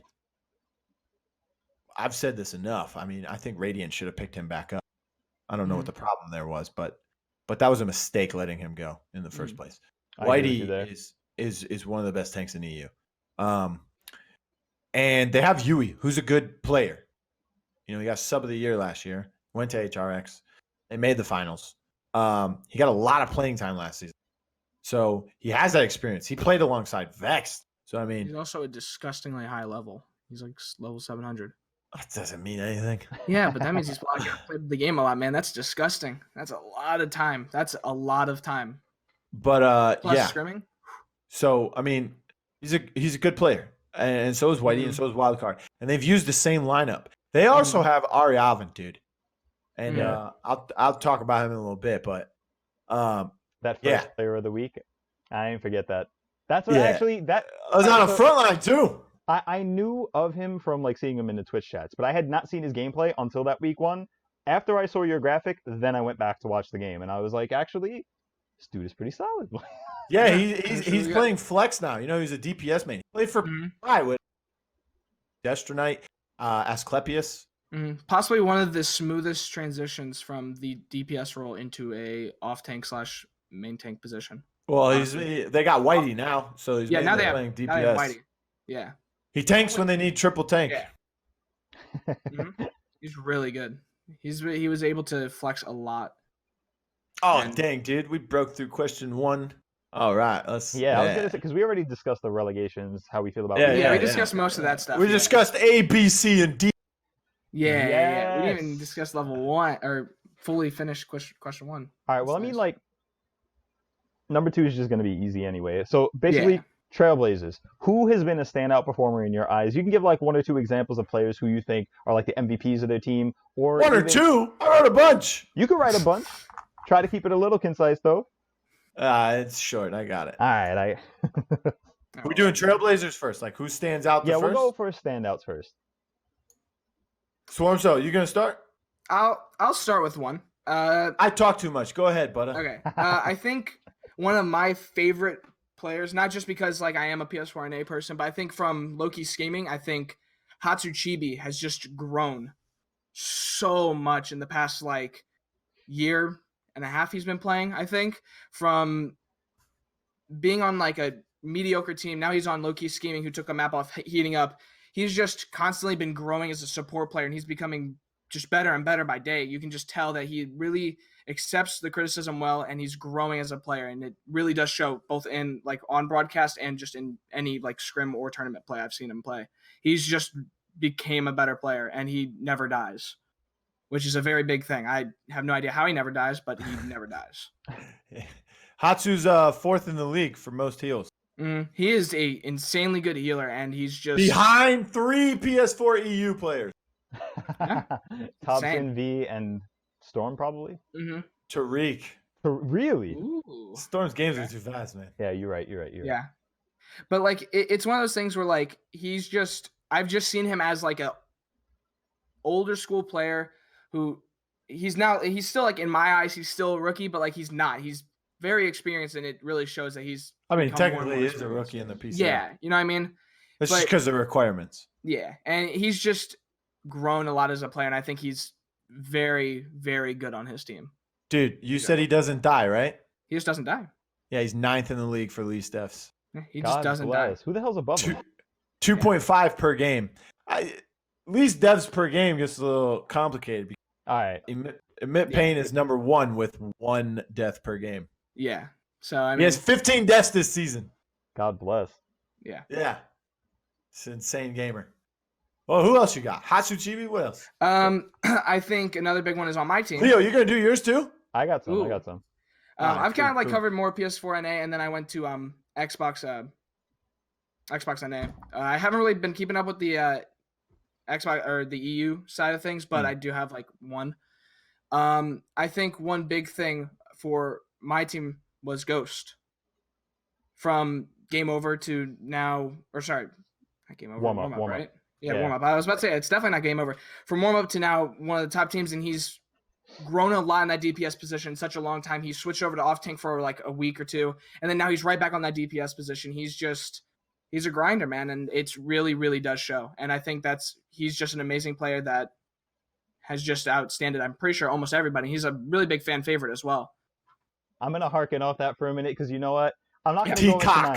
I'm not gonna go into mine yet, but I am gonna say I had him on my list as well because I've known Ghost since he was a Platinum Lex player that hit me and enemy up. Like when I was BK one tricking, he was like, "Can you guys teach me stuff about the game?" Okay, I had TKO on my list too. Yo, but hold up, because he came from Platinum Lex player to going into like last season competing with keyboard player for who could take the least showers to reach the most TP before the end of the season. Like, yeah, you know what I mean. And to take all the beatings, and I set him straight. I was gonna say you say it all the time. You were saying it a few times on your stream during Console Corner streams, and even when you were playing ranked, and if like he would pop in, that to go through all those games with warm up and just take the beatings because he wanted the experience so bad. He just took the beatings and just kept going through with it. And that top 10 in most Fs, dude. Yo, and he keeps going. I mean, obviously, like no player is perfect. There's always things to improve. No, top 10 in most Fs last season. Oh, okay, yeah. He's probably not up there now though. No, and he played every role last season, dude.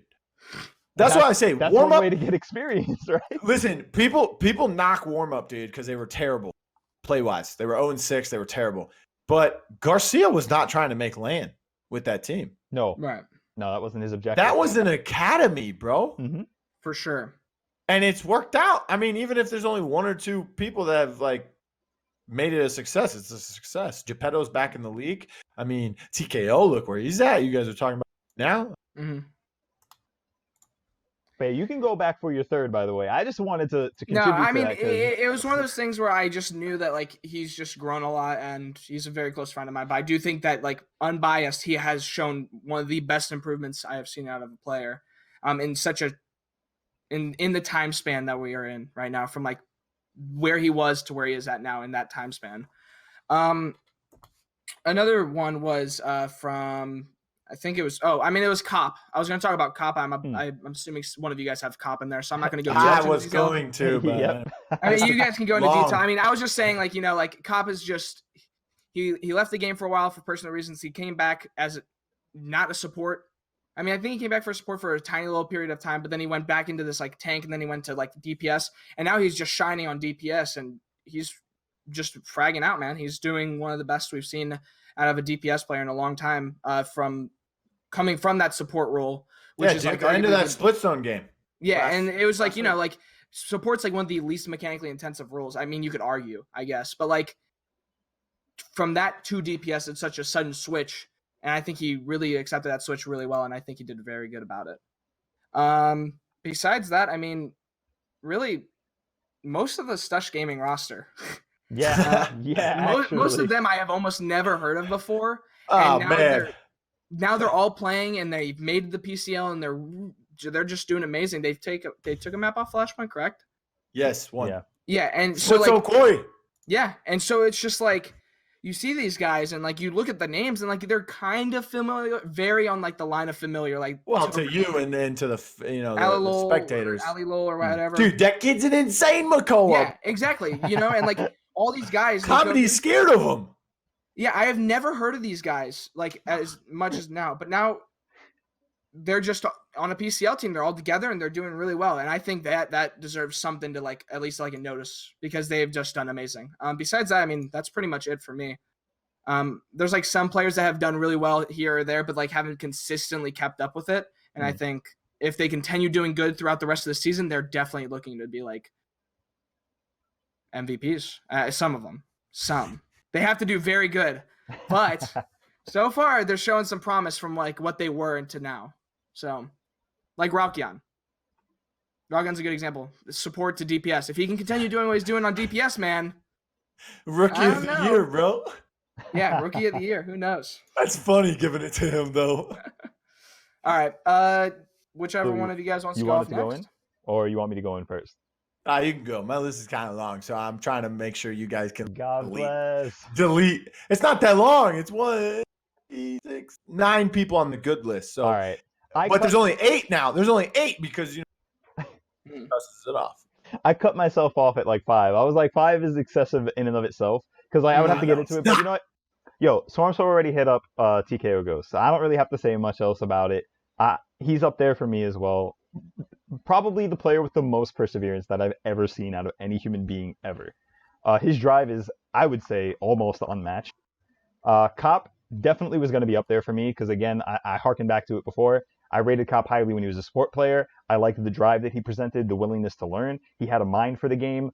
He showed mechanical prowess because it's not like he would hesitate to try to play things like the Damba, try to use the pip in an offensive manner when he could. And even back during the old rendition of like business rosters during like PCS when Cop was playing support, he would take the pip as the off heal. He would become the off heal. He would also be that hybrid. So, it's like he did that more towards right before he was going to take the break for personal reasons. He switched to Frontline briefly. I think he was trying it out. Then he stopped, came back, was on Frontline again for a bit, trying to warm up because I think that's the gap that business team needed to fill at that point in time before the PCL even started. Then swapped back over to damage. And I don't know. I always rated him highly. He's always willing to learn. I'm going to sound like a broken record at this point. Also one of my best friends in the game, but that has no relation to do with it. Yeah. We've become close because we perceive the game similarly, and we take the game as serious similarly. He's just good at playing it on. That's the only difference.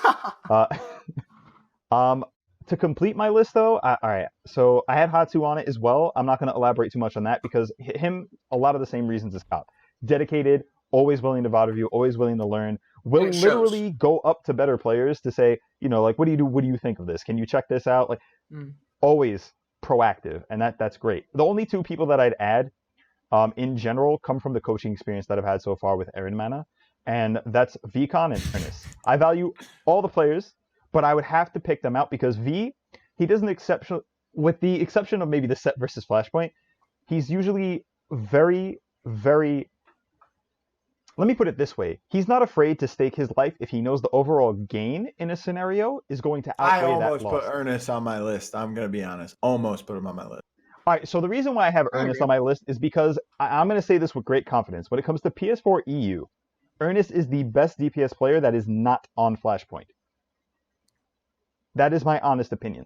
I have never seen him do poorly unless the team as a whole was doing poorly. And even in some of the games where the team's not like synergized, not coordinating well, or maybe communication's not proper, he'll still manage to make plays. You talking DPSs in all of Ps4 EU or Ps4 EU PCL? Ps4 EU. I can't say period because I don't know the landscape of the people not in PCL. But I will confidently say I can name 2 people. Who? And they're actually in this little thing I said, wish you were here. Ooh. Wish you were here. What do you mean who? Tito and Donka, dude. I said, oh. Okay. Mm-hmm. I don't know what's up with I was wondering Tito. what happened to Tito, actually. Life IRL. Oh, okay. I was gonna say because that's why it didn't occur to me because he's not playing right now, and at the same time, that's why I said. Do you mean right now in the PCL or right now in the PCL for sure? Yeah. The thing is, I don't have too strong of a frame of reference for them. I know that Tito's really good. I know that Donko was really good, and I don't know, since kind of like behind the scenes he's been playing more like tankish, like he's been swapping a lot of roles. Yeah. So it's like, I mean, there's rumors that he's attempting a comeback. Yeah. I hope that he does, though, because I've heard so much about his upwards potential, and I would really love to see it. Because I'm just a fan of competition. I don't really care. Having Tito back would be amazing for the scene. You know, he was rookie of the season. Mm-hmm. But yeah, I wish IRO would clear up for him then. Shit. He's a young kid. Is that your list? That's the entirety of the like trailblazers and standouts for me right now. I didn't get too deep into it. I didn't want to name too many names. Also, admittedly, I'm not as in tune with the Xbox side of things, so obviously a lot of my picks. Okay, so that's why I wrote so many names because you got Xbox. You know, you coach PS4, you coach Ps4 NA. Both of you are from Ps4 NA, so you know it's you very guys hard to broaden. Yeah. So I wrote a couple extra names. Okay, so the first name I'm going to start off with Prosper Logic. Okay. Now, a lot of people, you know, I don't know if you guys are going to be like, oh, well, yeah, of course he's doing it. Dude. I think that how much he's grown is very. Dude, have you ever, in 2015-2016 season of the NBA, Steph Curry became the first player to ever unanimously become the MVP, right? Mm-hmm. And back then I used to be like, why? Why was it not LeBron? Why was it Steph Curry? If you take both of those players out of their team's line, for 10 games in the regular season, you know, the Warriors are still going to win more games out of 10 than the Cavs would, right? So that was my mentality with the Prosper thing this season. But then I look into it more and more and I'm like, wait a minute. Steph Curry during that season, he made more 3-pointers that season than Michael Jordan did in all of his career. He made more 3-pointers that season than Larry Bird did in all of his career. He made more 3-pointers that season than 2 other historic Hall of Famers did their entire career. Mm-hmm. Those are 11, 15, 20-year seasons, man. And he made more threes in that year. He had a better PER than anyone else in the history of the NBA. He had better stats than like 10 different categories across the NBA historically. Okay? And if you look at that, if you look at Prosper's season right now in that sense, last season, he was the only player in the league that averaged over 100K damage per game, right? Mm-hmm. He averaged about 101 and some change, 101,000 and some numbers on the back end, right?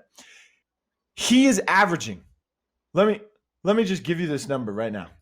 He's first in the league, okay, with the most games played. 116,000 per game. And he's played Grok a couple games. Okay? Prosper has over 2.2 million damage over in 19 games. That's insane. Okay? To put it simply, to put it even simpler for you, last season he played 12 games. He barely had 1 million damage. He had over 1 million damage, but it was like 1 million and like 110 or something, right? He barely hit over 1 million. He has doubled that and more, 2.2 million and some change, right? 2.2 million. He's had more damage in those extra 7 games than he did in 12 games last season. Yeah. It's insane. in the same amount of weeks. It's just because it's best of 5 now. I knew it was going to be a good Prosper year when the first map they picked was Stonekeep. He went fucking Victor. 15k damage a minute. I was like, all right, well. Prosper. I can't believe it. Prosper. Okay, in the top 5 people in the most kills this season, Prosper is at number 4. And he is the top 3 people have reached 200 kills. And one of those is Arofix. Arofix hit 141. He's only played 5 games or some nut job thing because he had like 94 kills in 1 week. But, he's playing on Xbox NA. The toughest division. And Prosper is putting these numbers up. Right.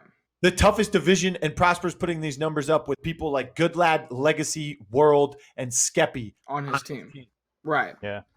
These are insane numbers. So that's why Prosper is a trailblazer. Yeah. That's why he's impressing me. And I thought Prosper could no longer impress me. The next person I have is Skeppy. Okay? And the reason why I have Skeppy is there, because Skeppy plays week 1. He plays 2 games, and he loses both 2 games to Onslaught. He gets smacked. Right? Then he gets dropped. He doesn't play week 2. He doesn't play week 3. He doesn't play week 4. He comes in week 5. He comes in week 6. He's in the top 10 for KDA already. He's in the top 15 for kills already. He's in the top 20 for assists already. He's in the top 20 for damage already. What? That's actually insane. I'm not going to lie. He's played 8 games and only 6 of those were good games. What? That's why he's on my list. Next person I want to say is Dovahkiin, because technically, before they lost that game to Low Key Scheming, no, actually still to this day, he's the only player in Ps4 NA with a 100% win rate set-wise. Yeah, he is. It was on Onslaught when they beat him. He had Onslaught, and then he switched over to the other team. Yeah. So he's the only player with a 100% win rate in the league that has swapped teams, right? It's the Frogs, man. And not only that, Onslaught literally loses to Heating Up 3-0 because Dovahkiin is a powerhouse against them. Yeah, SJP's back on damage. Yeah, they don't have Skeppy. Yeah, this. Yeah, that. He played Ruckus and he played Khan, and that's what he's been playing all season. He's played Ashe a couple games.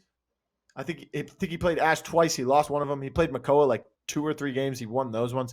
But when he plays Ruckus and he plays Khan, he kills things. Look at this. Would you say Ashe shield and he runs shoulder bash? Both games he did it, right? So he ran shoulder bash. He has a small Ashe shield. He runs Makoa, right? And he runs Khan. And he runs Ruckus. Are those main tank shields? No, not at all. Right? So why is Dovahkiin 1, 2, 3, 4, 5, 6th in the league in shielding? Does he play Fortress Breaker, actually? Over 1 million shielding with off tanks. Blue was saying that he runs the shoulder bash. It's battering ram? Yeah. Yeah, okay, well, he played Ashe twice this season. It was shoulder bash. My man likes to shield. Yeah, dude. It's insane. It's insane. That's insane. That is. He's up there with people like Taco Bell, The Rain, Alilo, Alex Kidd, and Beanie, who all play Fernando, Makoa, Ashe as well. Ashe, Big Shield Ashe. They're playing these big shield tanks. Bro, what? It's insane. That is insane. Next person on my list was TKO. You guys went over that. Next person on my list is Jeff the Raccoon, a.k.a. Miracle. This guy is the first support ever in the history of PCL. First season, this season, ever, even on a week-to-week basis, to break into the top 5 for MVP candidates. Why? Because that guy is single-handedly winning the games for his team. His ults. They have ults are absurd, dude. They have SJP. They have Whoosh. They have SoldierBot. SoldierBot's top 10 in kills. So SJP's top 10 in kills per game. Whoosh is the #1 in objective, by the way. I'll talk about that in a second. He's blowing everyone else out the water. Everyone else in the top 10 is like, a couple hundred, maybe 1,000 away from each other. Whoosh is like 1,300 away from second place. Blowing it out of the water. Dude. Yeah. Dude. He sits on point. Jeff on point. Jeff literally has, there's been like 6 games this season where they wouldn't have not been up 2-0 in a game. They capture the point and they push the payload in. If it wasn't for Jeff's ults, bro. Those ults are actually disgusting. While also being one of the only players I've seen play Dom at that level. Yeah. And against Low Key Scheming, the game they lost, he's the only one alive and he's ulting the whole team off point. and against Onslaught, Richie on the flank, no one is there. They're losing the team fight. No one's there to help Jeff. He literally turns the team fight around himself. Ults the Xin, gets the kill, heals up his tank, rotates to the left, and just wins team fights on his own. Jeff is single-handedly carrying Heating Up right now. With Destro on the team, without Destro, without just SJP, with SJP. So that's why he's on the list. Mm-hmm. First time ever support's been in the top 5 candidates for MVP. It's insane. Next on the list is Amit Payne because he's got an 11.91 KDA. He's played 15 games. Dude, he is disgusting. He's played 15 games and he's died 15 times. Now, a lot of people are like, even myself, oh, it's the weakest division. Those teams are bad. Blah, blah, blah. It doesn't matter. Mm-hmm. Cool, Matt. Can't even kill this guy right now, dude. What? If you look at Elevate's KDA overall, it's 585. Double it, it's still not 1191. So the best team in the league with the highest KDA in the league is still not even enough if you double it for him right now, right? It's insane. Next player is another player from Elevate, and that's Exodia, aka Atomic Boom, because he's been on some good teams in the past, but he's never really done as well. He's been to some lands as well. He's been to land with Onslaught. He's been to land with Elevate. But this season, he has really stepped up. He's been that flex player. He plays the off heals. He plays some damages as well. And with Payne next to him, he's really stepped up. And Payne's got an insane season going on right now. But Boom has not been a drag on anybody on that team. Next is Taco Bell Waifu and Ariavin. Both have been playing outstanding. I was thinking about putting Ari, just wasn't 100%, but I do think he is. Both of them are playing outstanding this season. They're both in the running, and they're both in the running for their respective roles, which is amazing because they're rookies. You have Taco Bell Waifu, and he's I think 5th for the Frontline award right now, and then Ari Avin is 5th for Flex of the Year, and he's up there with Slapadopoulos, Payne, Wonderful, and Goodlad. That's good company to be with at this point in time, 6 weeks through the season, right? They both, I think Taco Bell Waifu hasn't been player of the week at all yet, but it's tough for tanks to be player of the week. I'll tell you that. I'm not the one who decides those, by the way, just to clear that up. I have no say in that. I have no say in the awards, none of that stuff. But Ariavin, he's playing Makoa. He's playing tanks. Damages. He's playing flanks. He had to play off heels Genos at one point. I mean, he's a rock for Bustdown right now. No matter if they win or lose against Cyclone, he's having a spectacular season. And both of them were on Press Y during qualifiers last season, and they were unable to make it into the league on different regions in different divisions and have such successful seasons. I mean, Taco Bell he's a rock for Cats on Mars right now. Whether their damages are not doing as good or whatever in the game, dude, he's still fragging. He's still making great plays as their main tank, and he hates playing tank, but he's chugging it through, dude. He's chugging it. And then last but not least for Trailblazers, dude, Slapadopoulos, bro. And some people would be like, oh no, dude, this guy's.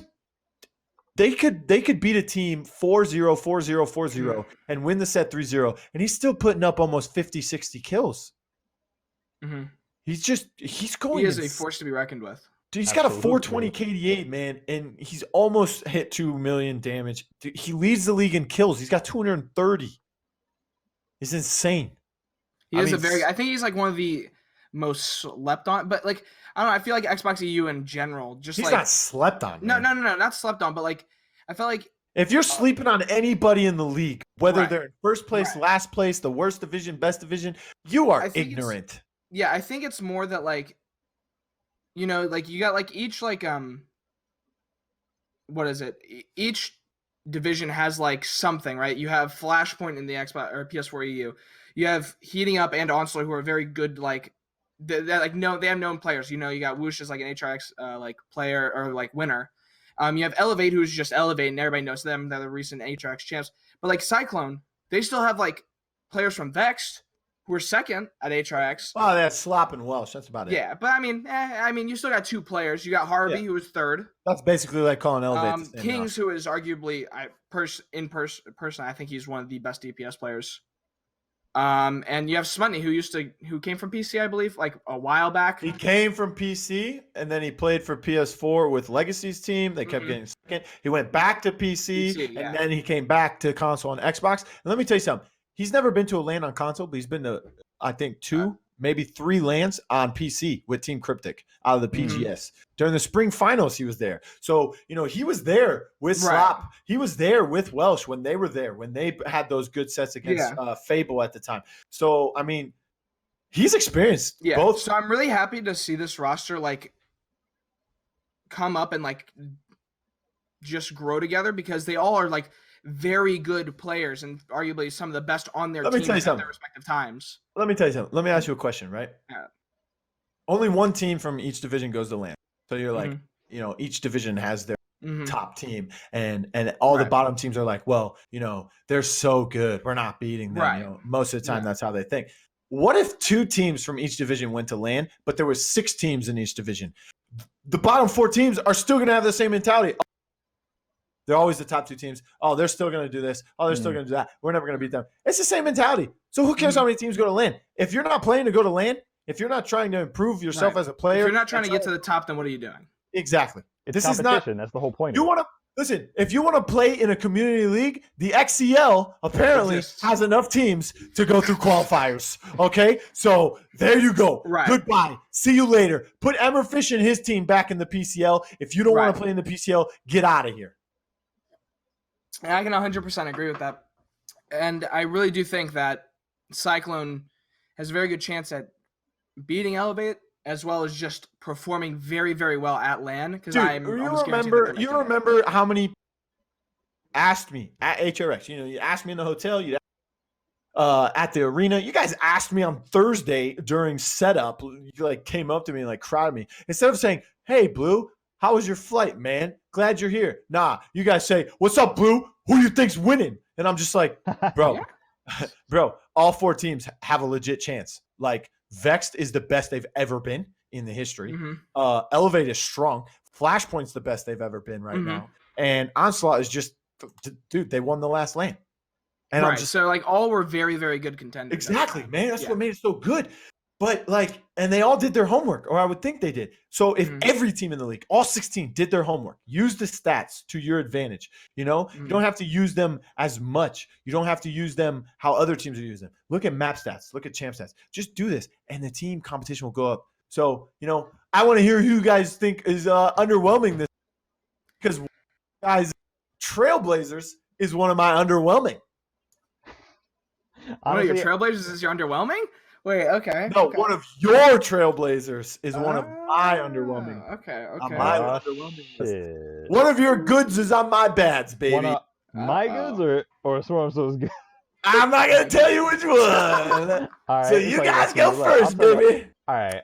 I'll start off with this one because you start off, because I have some, but I don't really have too many, and the reason for that is because there are some things that I could say are a little obvious. I don't want to pick anyone from Retal or E-Storm because I feel like that's a team issue overall.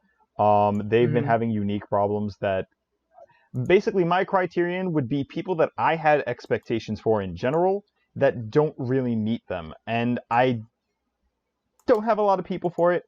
And I don't mean it in a harsh way, but I know the maximum potential of Kev Falcon, and I know how well Galaxy can play, and I don't feel like they've shown up to the expectation that I would have based on the history of their own performances. Even in situations where, I think you said Galaxy was on, what was it, Game Over last time?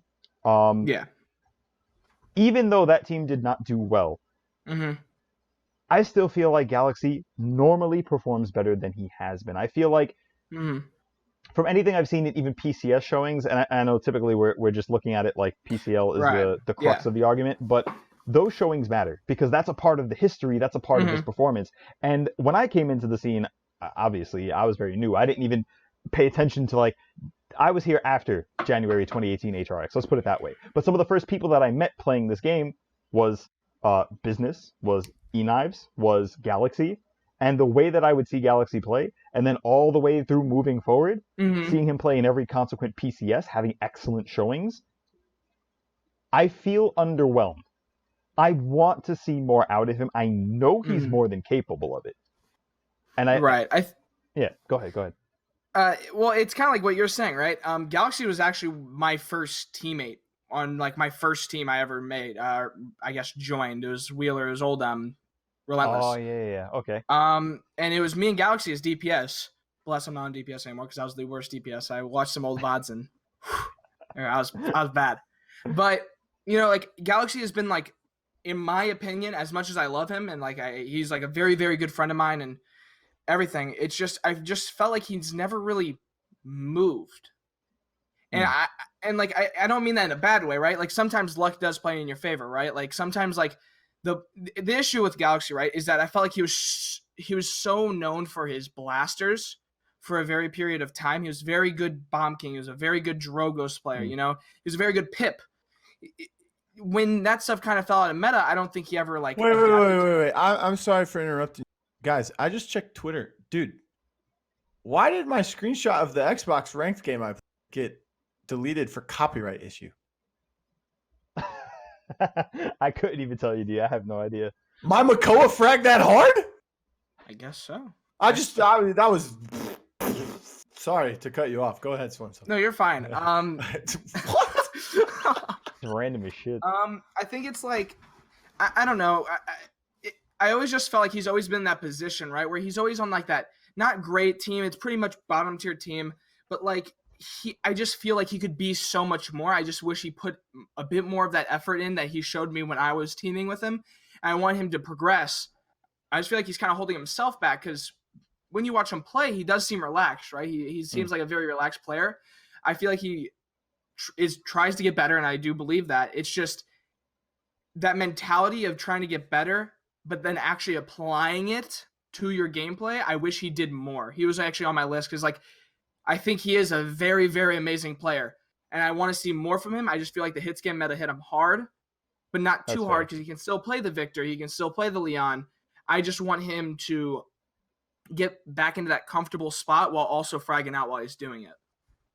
I know I also didn't elaborate too much on, but that's because I was exposed to a lot of his gameplay during a scenario where it was like Galaxy, Enemy, Koalix, Kev, and I don't remember who their Apathy was their fifth. They were playing on PS4. I think it was around the summer of last year, maybe.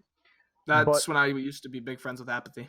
No. It wasn't summer. When it was it was for the first HRX quals in 2018. When Runaways was a thing. Yeah. Yes, sir. That's when I still played. My team used to scrim them. Oh, okay. Understood. That's when I had a clip of Apathy playing a Nar. All right. With the wall from Serpent Beach, and I just stood there as Ruckus looking at him. And after the game, he messaged me. He was like, "Were you just watching me?" And I was like, "Yeah, dude, you were failing pretty hard. It was really funny." My team's like screaming like, Blue, turn around. I'm like, nah, dog, I gotta screenshot this. Jeez. No, but like I've seen him frag before. I've seen him frag on certain champions. I know that he's capable of solo carrying the game, or at least in previous form he was. And that's why I kind of lumped them together. Is because, again, I know both of their upward ceiling. Less familiar with Kev's, but I've seen it enough to know what he's capable of. And yet, and still, I can't think of games where any of them individually popped off.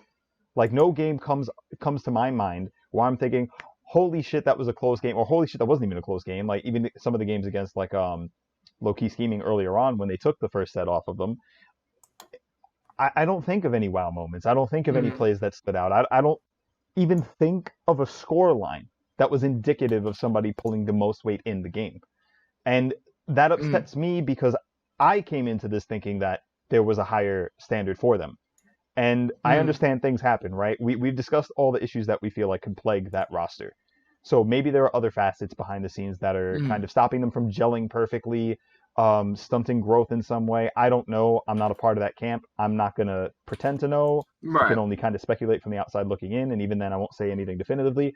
But I want to see more from them because right now I am dissatisfied completely. But go ahead. Okay.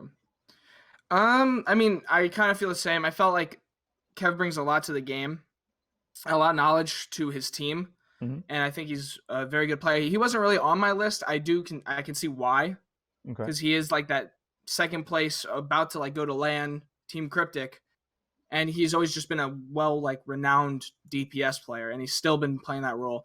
But I think for me, one of the more, I don't know what to say. Really, I don't want to it's kind of hard for me. I feel like it's kind of a team situation. I think Coolmat is still an amazing player, and he's possibly one of the best on his team. And I don't know if it's the team situation that brings it. Dude, are we talking about Coolmat right now? Wait, who's underwhelming Coolmat? No, I'm not. It's not about Coolmat. I'm not saying underwhelming for him. I think it's Dude, my question is why is Coolmat not on Elevate and Boom is? That was my question at the beginning of the season. Like if I was Elevate, I would have went Coolmat, right? Yeah. No, I'm not saying Coolmat. I feel like the position he is in. Dude, when Lex comes back in the freaking meta, bro. When Lex comes back in the meta. Coolmat, I was just trying to say the position he's in because that team he's on, I think Cats on Mars is a great team. They've grown a lot as a team through the. No, they're not a great team. They're a good team. Yeah. Okay. Yeah. They're a good team. I'm not dissing them. I'm not dissing them. No, I know. It's just that I've learned over the past year that specific words need to be said. Otherwise you get blamed for things. Yeah. Okay. I tried to say during the spring finals, the spring LAN, I was like, I was streaming it, and I'm like, yeah, you got to be on drugs if you think Vex is gonna win. Of course, I didn't mean it like that, but World took it like that. And there's been other instances of things like this. So when I talk about Cats on Mars, I say they're a very good team. They're not great though. Elevate is great. But go on. Okay. I can see what you mean by that. Okay. I just don't want you to get the slander that I get. You. Like you two are good people. Everyone hates me, and that's fine. So when people when people watch this or they listen to this, they can direct. I could be the bad guy. Okay, I'm LeBron who left for Miami, and you guys can be everyone else that everyone loves. Okay, you guys are Plushie Makoa 1 and Plushie Makoa 2, and I could be I could be OB64. It doesn't matter. All right, so go ahead. All right, so I think the position he is in, and I think that's partly due to how we were talking about just NA Xbox just being the weakest region besides Elevate, right? I feel like the position he is in is very underwhelming. I mean, I think personally he's performing very well for the circumstances he's in. I actually think he's performing above the circumstances he's in. It's just, I wish he could have found a better team, whether it even be on PS4 for heating up and fill in that DPS position. Or just another team in general, because he's such a good player. I wish that he could find a better team. But unfortunately, right now, as it stands, there's not much he can really do. The problem with Coolmat is his champ pool is depleting. Agreed. His champ pool is kind of getting shut down. I mean, there's not really a meta, and that's even worse because there's not really a meta, but yet the meta is constricting his play. He can't play Willow, right? And he's played Strix, but you're not going to do that against. Yeah, it's not as powerful as the Strix was when exactly. So disgusting. Look at his champ pool right now. Okay, Willow, Strix, Lex, Band, Victor, Vivian. Yeah. He could play Talus, and he could play some other things, but those first 5 are his core 5. Right. I mean, Strix and Willow aren't that good right now. Lex is banned. From the AOC meetings I've been in, I've asked them directly. We each get certain amount of time for our own talk. Okay, topic number one for the Booster today is, are we working on fixing these champs so that our pro leagues, all three of them, all three pro leagues, can they have every character available for the first time ever? And like, and it's not a joke though. I mean, I was being serious. No, but it is. It's funny. No, I know. I know it's absurdity, funny. You know what I mean? Yeah. So then the Q&A guy and the lead programmer, the guy in charge of the programming, told me to my face, because we're on webcam. He said they will all be available after this next patch. Should be, in case there's more problems. Keyword. Lex has been fixed. Terminus has been fixed. Amani's been fixed. Who else? And Grover, Grok's been fixed on Shattered Desert, and Grover's Deep Roots Talent has been fixed. So, I mean, all of this could be in the play. So, I mean, if Lex comes back into the meta, then who knows? Maybe Cool Matt will be crazy good again. But right now, he's a great player, stuck in a game where he's not needed. That's what I would say. I see what you mean. I can understand that, because if you do look at it like pound for pound, if you're analyzing what is favored in this meta, you know, actually, I'm not making. He still plays Victor and Vivian, but that's about it. But that's the thing, right? And a lot of the time you'll see, I shouldn't say a lot of the time, but you'll likely see those champions banned under certain scenarios far more frequently than anything else that he would play. You know what I mean? So exactly. If that's your effective, I shouldn't say effective champion pool, but if your most effective champions in a meta are the ones that are likely to be banned, then you're just further constrained, and it's not going to be good for you. So break it down this way. Way. 90% of the games this where this is the scenario. Vivian is banned. Talus is banned. Victor was picked by the enemy team. What the heck is Cool Matt going to play? He's played Strix and Will. Right. Because there's nothing else for him to play. He can play other champions, but they're just not the it's just not it's not the Cool Matt we know, man. No. And that's that. Yeah, I get you. All right. You guys got any more underwhelming performers this season, or? No, I mean, besides that, I'm pretty good on that. All right, so you guys had Kev, you had Galaxy. Who else did you guys have? Cool Matt's situation, I think, is underwhelming. Not so much. That's situational, but yeah. Who else? Besides that, I mean, there's like some that like I wish could perform a bit better, but like not like much to like really talk about. You know what I mean? Yeah, all right, boom. Galaxy and Kev Falcon were both on my list, so we'll cross them out. So I got four people left, right? Nice. Kings. Okay. But same way as Cool Matt, it's a situational thing. I think because he has Slapodopoulos on his team right now in this season, Slapodopoulos is kind of like outshining him. Okay. Kings is having an amazing season, but he's got less, having a better one. But through 6 weeks and more games, he has less kills than he did last season, because Slop is just, it's like you have two brothers, right? They both play football, right? In high school. Right. One gets a scholarship for a D1 college and makes the NFL, the other chip, and could potentially get drafted, but ends up going undrafted. Still a great player, still made the NFL. Just getting outshone by his older brother. But his brother's a top 10 draft pick. Yeah, okay. You know what I'm saying? Yeah, I get you. You know what I'm saying? Yeah. So I think that's what's happening with Kings right now. Plus, not many blasters are being played, and that's his wheelhouse, man. He's playing a lot of Leon. He's playing Victor. He's playing some Vivian. He's playing some Talus. Whatever Slop doesn't want to play that game feels like Kings is playing, which is fine because they both can play those very well. But I think, like, if he plays his BK, if he plays his Drogos, it's like, shit, dude. We got to kill Kings, man. Right. You know what I'm saying? Yeah. So it's kind of like he's not really getting to play his blasters last season. And Slop's also outshining him. Okay. So I think that's the underwhelming part of Kings. Next would be Atomic AMK. I think it's kind of the same thing with Kings. Just his blasters are so good that now that they're not as playable, it just... Yeah. And the same thing goes to say with the blasters for Atomic AMK. Now, I see. Times this season. But Atomic AMK was doing really good last season. Kind of hit the wall. Tito beat him for Rookie of the Season. And this season, he's looking as sluggish as he did when he hit that rookie wall last season. He's played a lot of Grok. He's had to play a lot of Pip. I mean, the team's still doing pretty decent. They've only lost a Flashpoint, but he's having a rough season, man.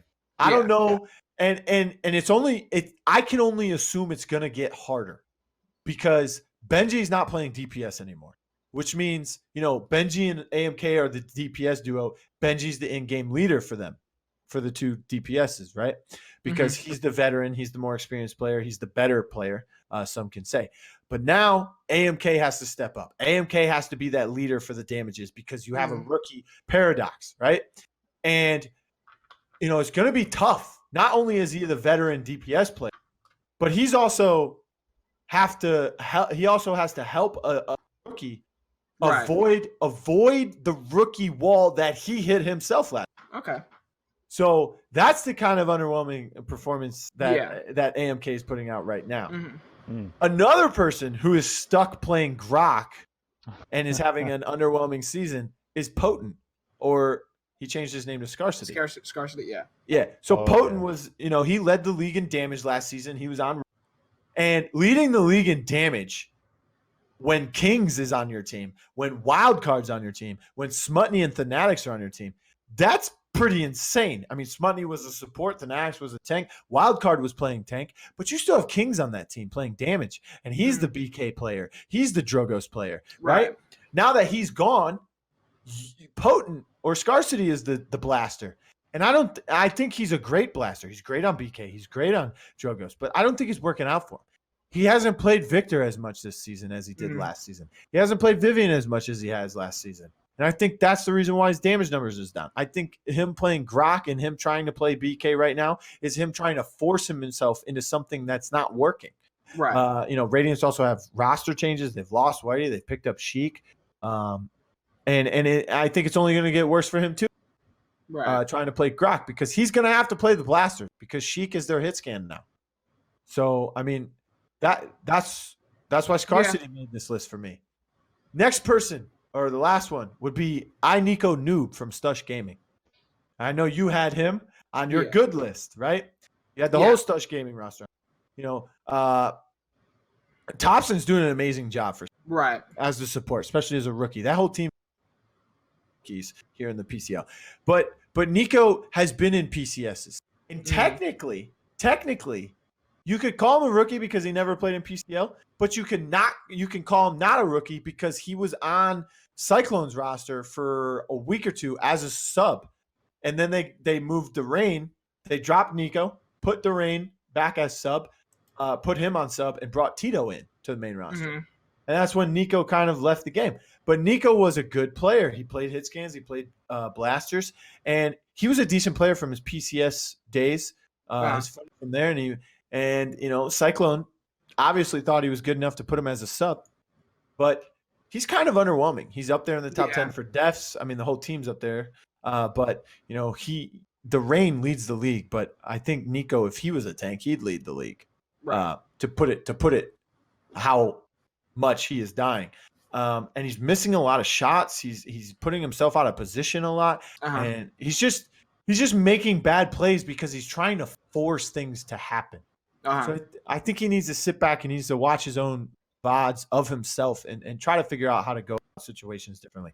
But he's one of the reasons that's the reasons why I put him as one of the most underwhelming. Yeah, I mean, I can agree with it. I think it's very hard to I think it's hard for a lot of these guys that tried making their own meta or just played blasters in general this season, especially because of how strong the hit scan has become. It's very hard to argue that it's worth going a BK over a Victor or a Drogos over a Leon, especially right now in the game state.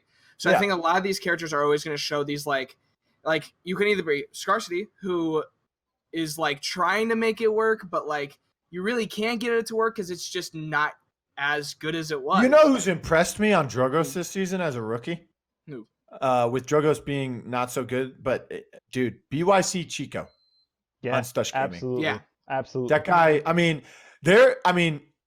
the reason why I didn't put him on the list of Trailblazers because he's had some bad games, bad plays, but his Drogos play is pretty darn good, man. Yeah. Yeah. I mean, Some of the other PCL players have even commented. Yeah, I think the thing with Drogos, right, is one of those. Drogos is definitely one of those characters that, for me, and what I've seen is that if you're going to learn Drogos, you're going to fail a lot when you play that character, because there's so much. Because like it's one of those characters where like no. Drogos is like you either pick it because you know you're gonna carry, or you It's or you just get slapped. Yeah, and the thing is, right, is that like I'm talking more just like in a general sense that like through scrims and stuff, you're going to be playing that Drogos a shit ton in scrims if you really want to play him, but in a tournament you better not be whipping him out unless you are going to be carrying, because if you don't, chances are you're throwing your team under like the bus for the entire map. That character is just very hard to play, and even on console, that character is even harder because it's just easier just to fucking look up with a Victor and just headshots through your like flight, and it's just a very hard character to play. So for somebody to be able to play it at that level would take a lot of time that you could just practice your Leon, your Victor, your flank, something. You can spend more time working on those besides putting all that time in that. Yeah, absolutely. What are you guys laughing at? Nothing, man. Nothing. I just saw something run by. That's all. No. I was actually going to piggyback You both off saw that. someone run by in different locations. Yeah. All right. Now, but the Drogos, I agree with, and I think what you were looking to say about it specifically is that it's a.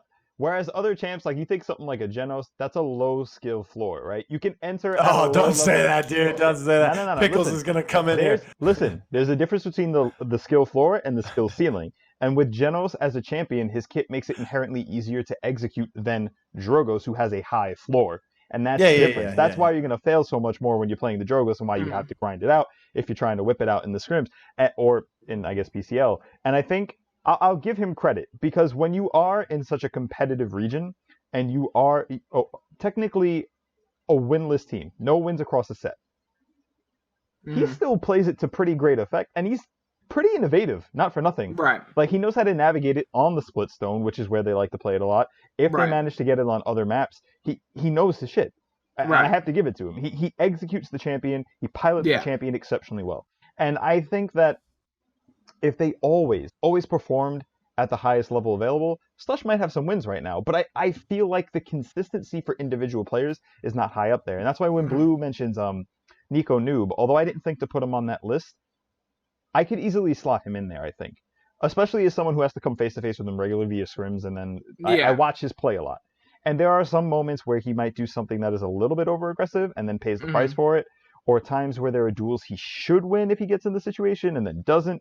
And it becomes a little questionable. Obviously, it doesn't happen all the time, but it happens enough that it is noticeable. But with that being said, that's an area that he could easily improve on. You just grind the game a little bit more. You have more pointed practice. Slush already have a really good work regimen. They went, this is going to sound crazy, but when they would scrim, they would ask for a very specific time, 1840 CET or 1940 CET, I don't remember, and they would play a total of 2 games. 2. That was at the start of the PCL. They will sit that. We just played a 7-game set with them the other day in scrims.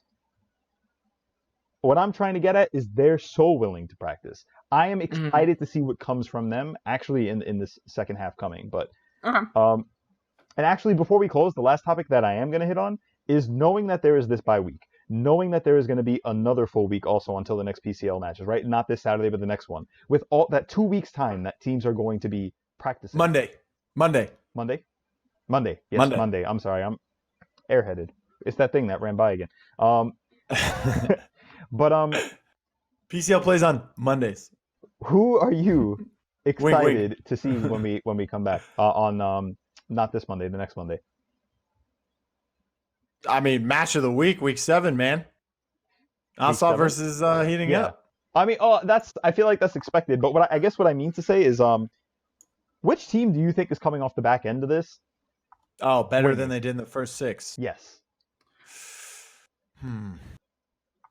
I'd like to see Big Money pull something week 7 on Ps4 NA. I personally don't think.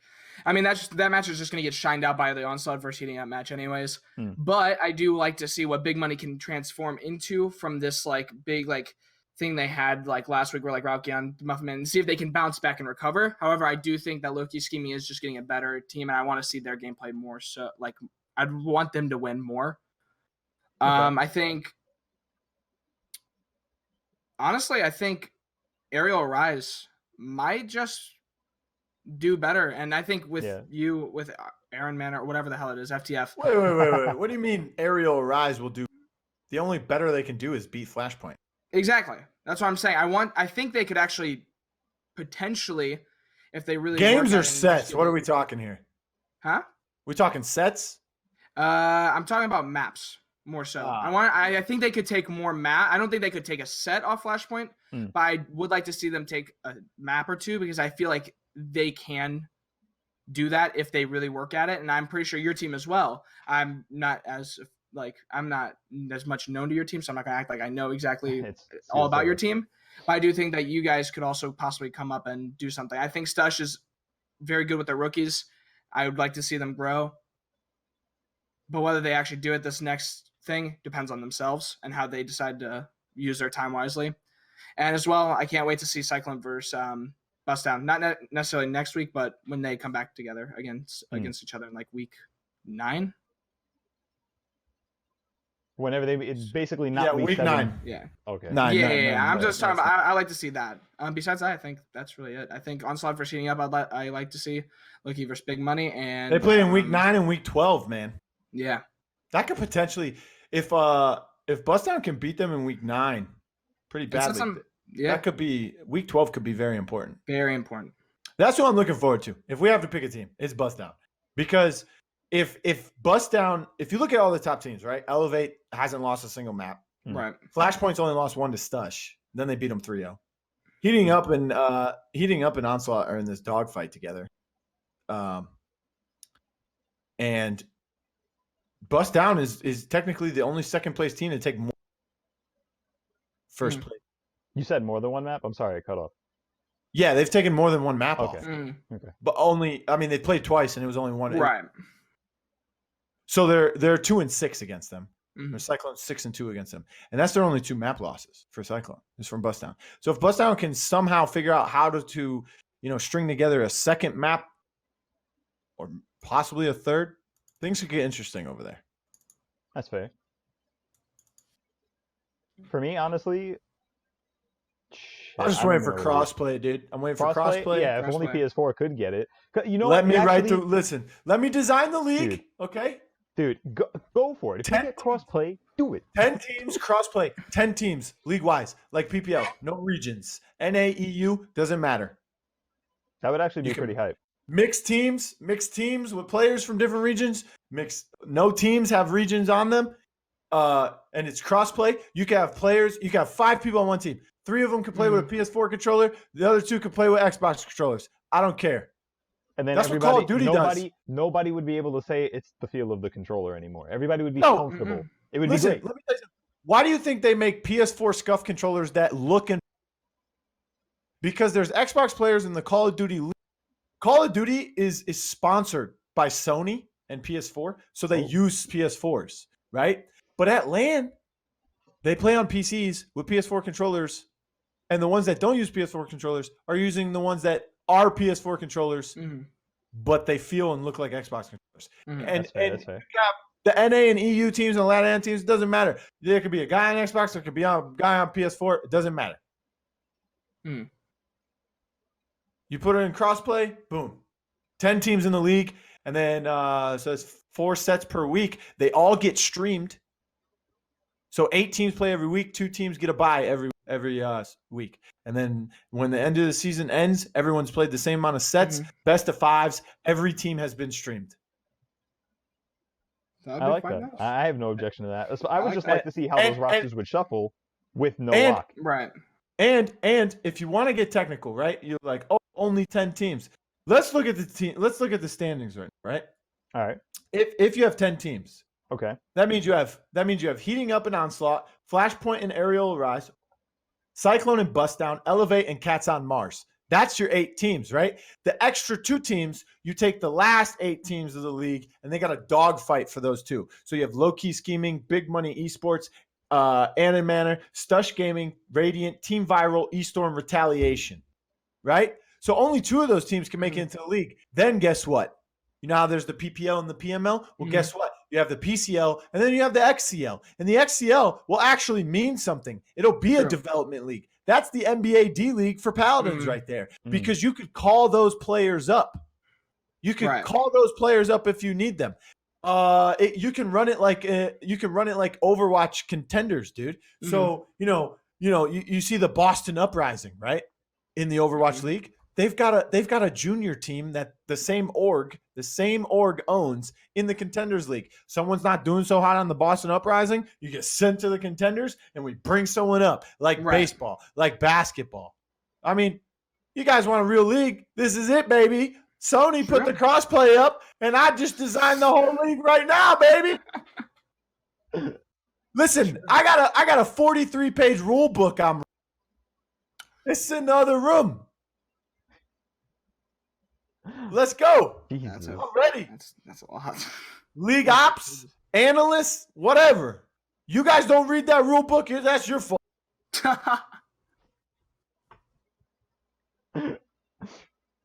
All right. I'm finding players. I'll pay the players more money, but I'm finding you. Listen, PCL phase, whoever wins in their division, or there's 10 teams in it, right? Since it's only one division, right? All right. 10 teams. I'll give the top team gets like 10 grand. You know why? Because I'm going to pull in more sponsors. I'm going to pull in more this. The orgs that are going to have to come in are going to have to pay an entrance fee, because it's a real league now. No one's roster swapping like crazy. No one's jumping. None of this bull crap that happens in the league now. I'm with you on that, though, because that happens way too much with all the roster swapping. You want a league? Let's structure it. Right. Yeah, but I'm with you on it. I just wish that everybody would take it seriously enough to kind of adhere to that right now, because right now it feels why they don't take it seriously, Leo? Because they're like, oh, it's just console. Dude, Halo, Call of Duty, Rocket League. Like, bro, get the out of my face with that it's console bullshit. No, it's you, dummy. True. That's fair enough then. All right, I think when... Go ahead. Go ahead. It's just like... It's not about the controller versus PC, right? It's just, if people knew more about the game and dedicated themselves more like PC players, I mean, it would look the same. I mean, maybe, a different meta. But in general, if maybe not as much flashy players, right? Like, you wouldn't get the Mutu flicks on console unless you're disgusting, right? But, I mean, in general, you'll still get that core gameplay that is just very fun to watch and, like, very good. And it's not because console or PC, you can get it anywhere. It's just who dedicates the time and what resources go into which. Oh, you're talking about flicks. Let me ask you this. No. Oh, no. No. This is a serious question. I thought about this, right? Yep. So I've, yesterday and today, I started playing in Xbox ranked games with a PS4 controller on my PC, right? Now, you go on your PC, you open up Paladins, you set it to gamepad only, and you're able to queue into Xbox ranked games, because you're not able to switch it back to keyboard. Right. So you have to use your controller. Okay. Right. So a lot of the players, right, that go to LAN, they always talk about how bad the aim settings are and how better they are at LAN because of PC. Right. With lower latency, better aim. Yeah. Better aim assist. Yeah. Yeah, exactly. Better everything, right? Yeah. Yo, dude. Do you think there's anybody in the PCL doing that? They plug their controller into their PCs and they play their PCL game? I don't think there's a way to know. They get it doesn't matter. They're still using a controller. I have no idea. Yeah, but I mean, there's no way for us to tell. So whether or not we think there is, we would have no way. If they got smoother console flicks, baby. True. I mean, I personally haven't seen anything that's been like that, but it's smoother. Yeah, I mean, no, it's 100% smoother. The aim assist isn't as strong, which can be a good and bad thing, depending. Mostly, it's a good thing. But with the way it is now, if you're playing Victor, I'd much rather have the auto lock aim setting, even though I overall would not have it. But if I had the choice between playing in a tournament game with Victor with a auto lock headshot machine instead of not, I would just go with the auto lock headshot machine. So you don't want to change the aim settings? Oh no, I wish the aim settings would change. Thanks. No, I wish the aim settings would change. No. No, 100%. I wish they would change. You just said rather than changing the aim settings. No, as it is right now, if I had a choice to play, Leo, you heard that, right? This is recorded, bro. Nah, I'm not putting words in his mouth. I'm listening to Swarmso while he's talking, so I'm just letting him get it out. That's it. No, that's what he said. No, what I'm saying is if it's easier for these like players to like lock onto my head, and then I'm obviously putting myself at a disadvantage by giving myself less aim assist. The way it is, I'd much rather have other aim settings that are more like LAN set aim settings because it is just so much smoother. I'd much rather have that overall if it was like the only base, right? Like, what you're saying is generally like how the aim works on console serves better for a champion like Victor because it's easier to track your target or lock on your target. 100%. Whereas overall, the smoothness of the LAN controls would be better in general. Yeah, it's just that right now, if I had a choice, if I was playing Victor, I would definitely choose these aim settings just because it's 10,000 times easier. As a player, I would just rather hit every single shot, even though easier, it's 10,000 times easier. Yeah, it's 100% easier, and but that's the issue with it as well. It shouldn't be that easy.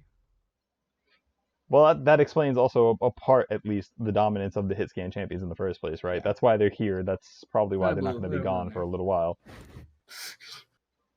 All right, well. But all right, I think we've chewed off everybody's ears. So we can get into more topics the next time. But for now, I think we recapped a lot about the midseason. We definitely looked over the relegations, the divisions. So we're good to go. So any final words, Swarmso? Be sure to watch us win Week 7. Week 7 on Mondays.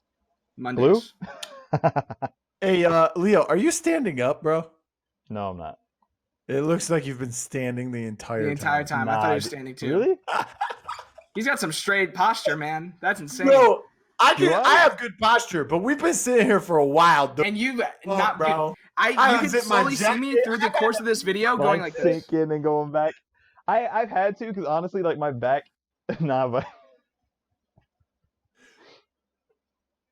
But all right. Yo, Leo, you sit up that straight when you played? When I play, it depends though. When I start playing, I'll be like, oh, my man's sitting in there like, he's on the left side. He's on the left side. Why would I turn if he's on the left side? Hey man, maybe you have one of those like Mario. Mario, when you're a kid, you go like this. Nah, I was never that. I was never that kid. I don't know what it is about video games, but I would always kind of like, especially with platformers in particular, because that's what I grew up on, is like Mario, Sonic, right? So I would always internalize the in-game physics. I knew how much you wanted to tilt the stick, when you wanted to hit A to jump. I knew when you wanted to double jump, when you could do the Yoshi jump trick. Like yeah, but me too. But if I can move the controller at the same time, I don't do it. In the face. I don't do it, dude. I'm doing two things at once. I'm playing Mario and beating my sister. It's multitasking. I'm 10. The objective is to beat her up. Jesus Christ. Oh, shit, but dude. yeah, there's nothing left? Yeah, nah, not this time. Next time for sure. Okay. All right. All right. So then it's the send-off.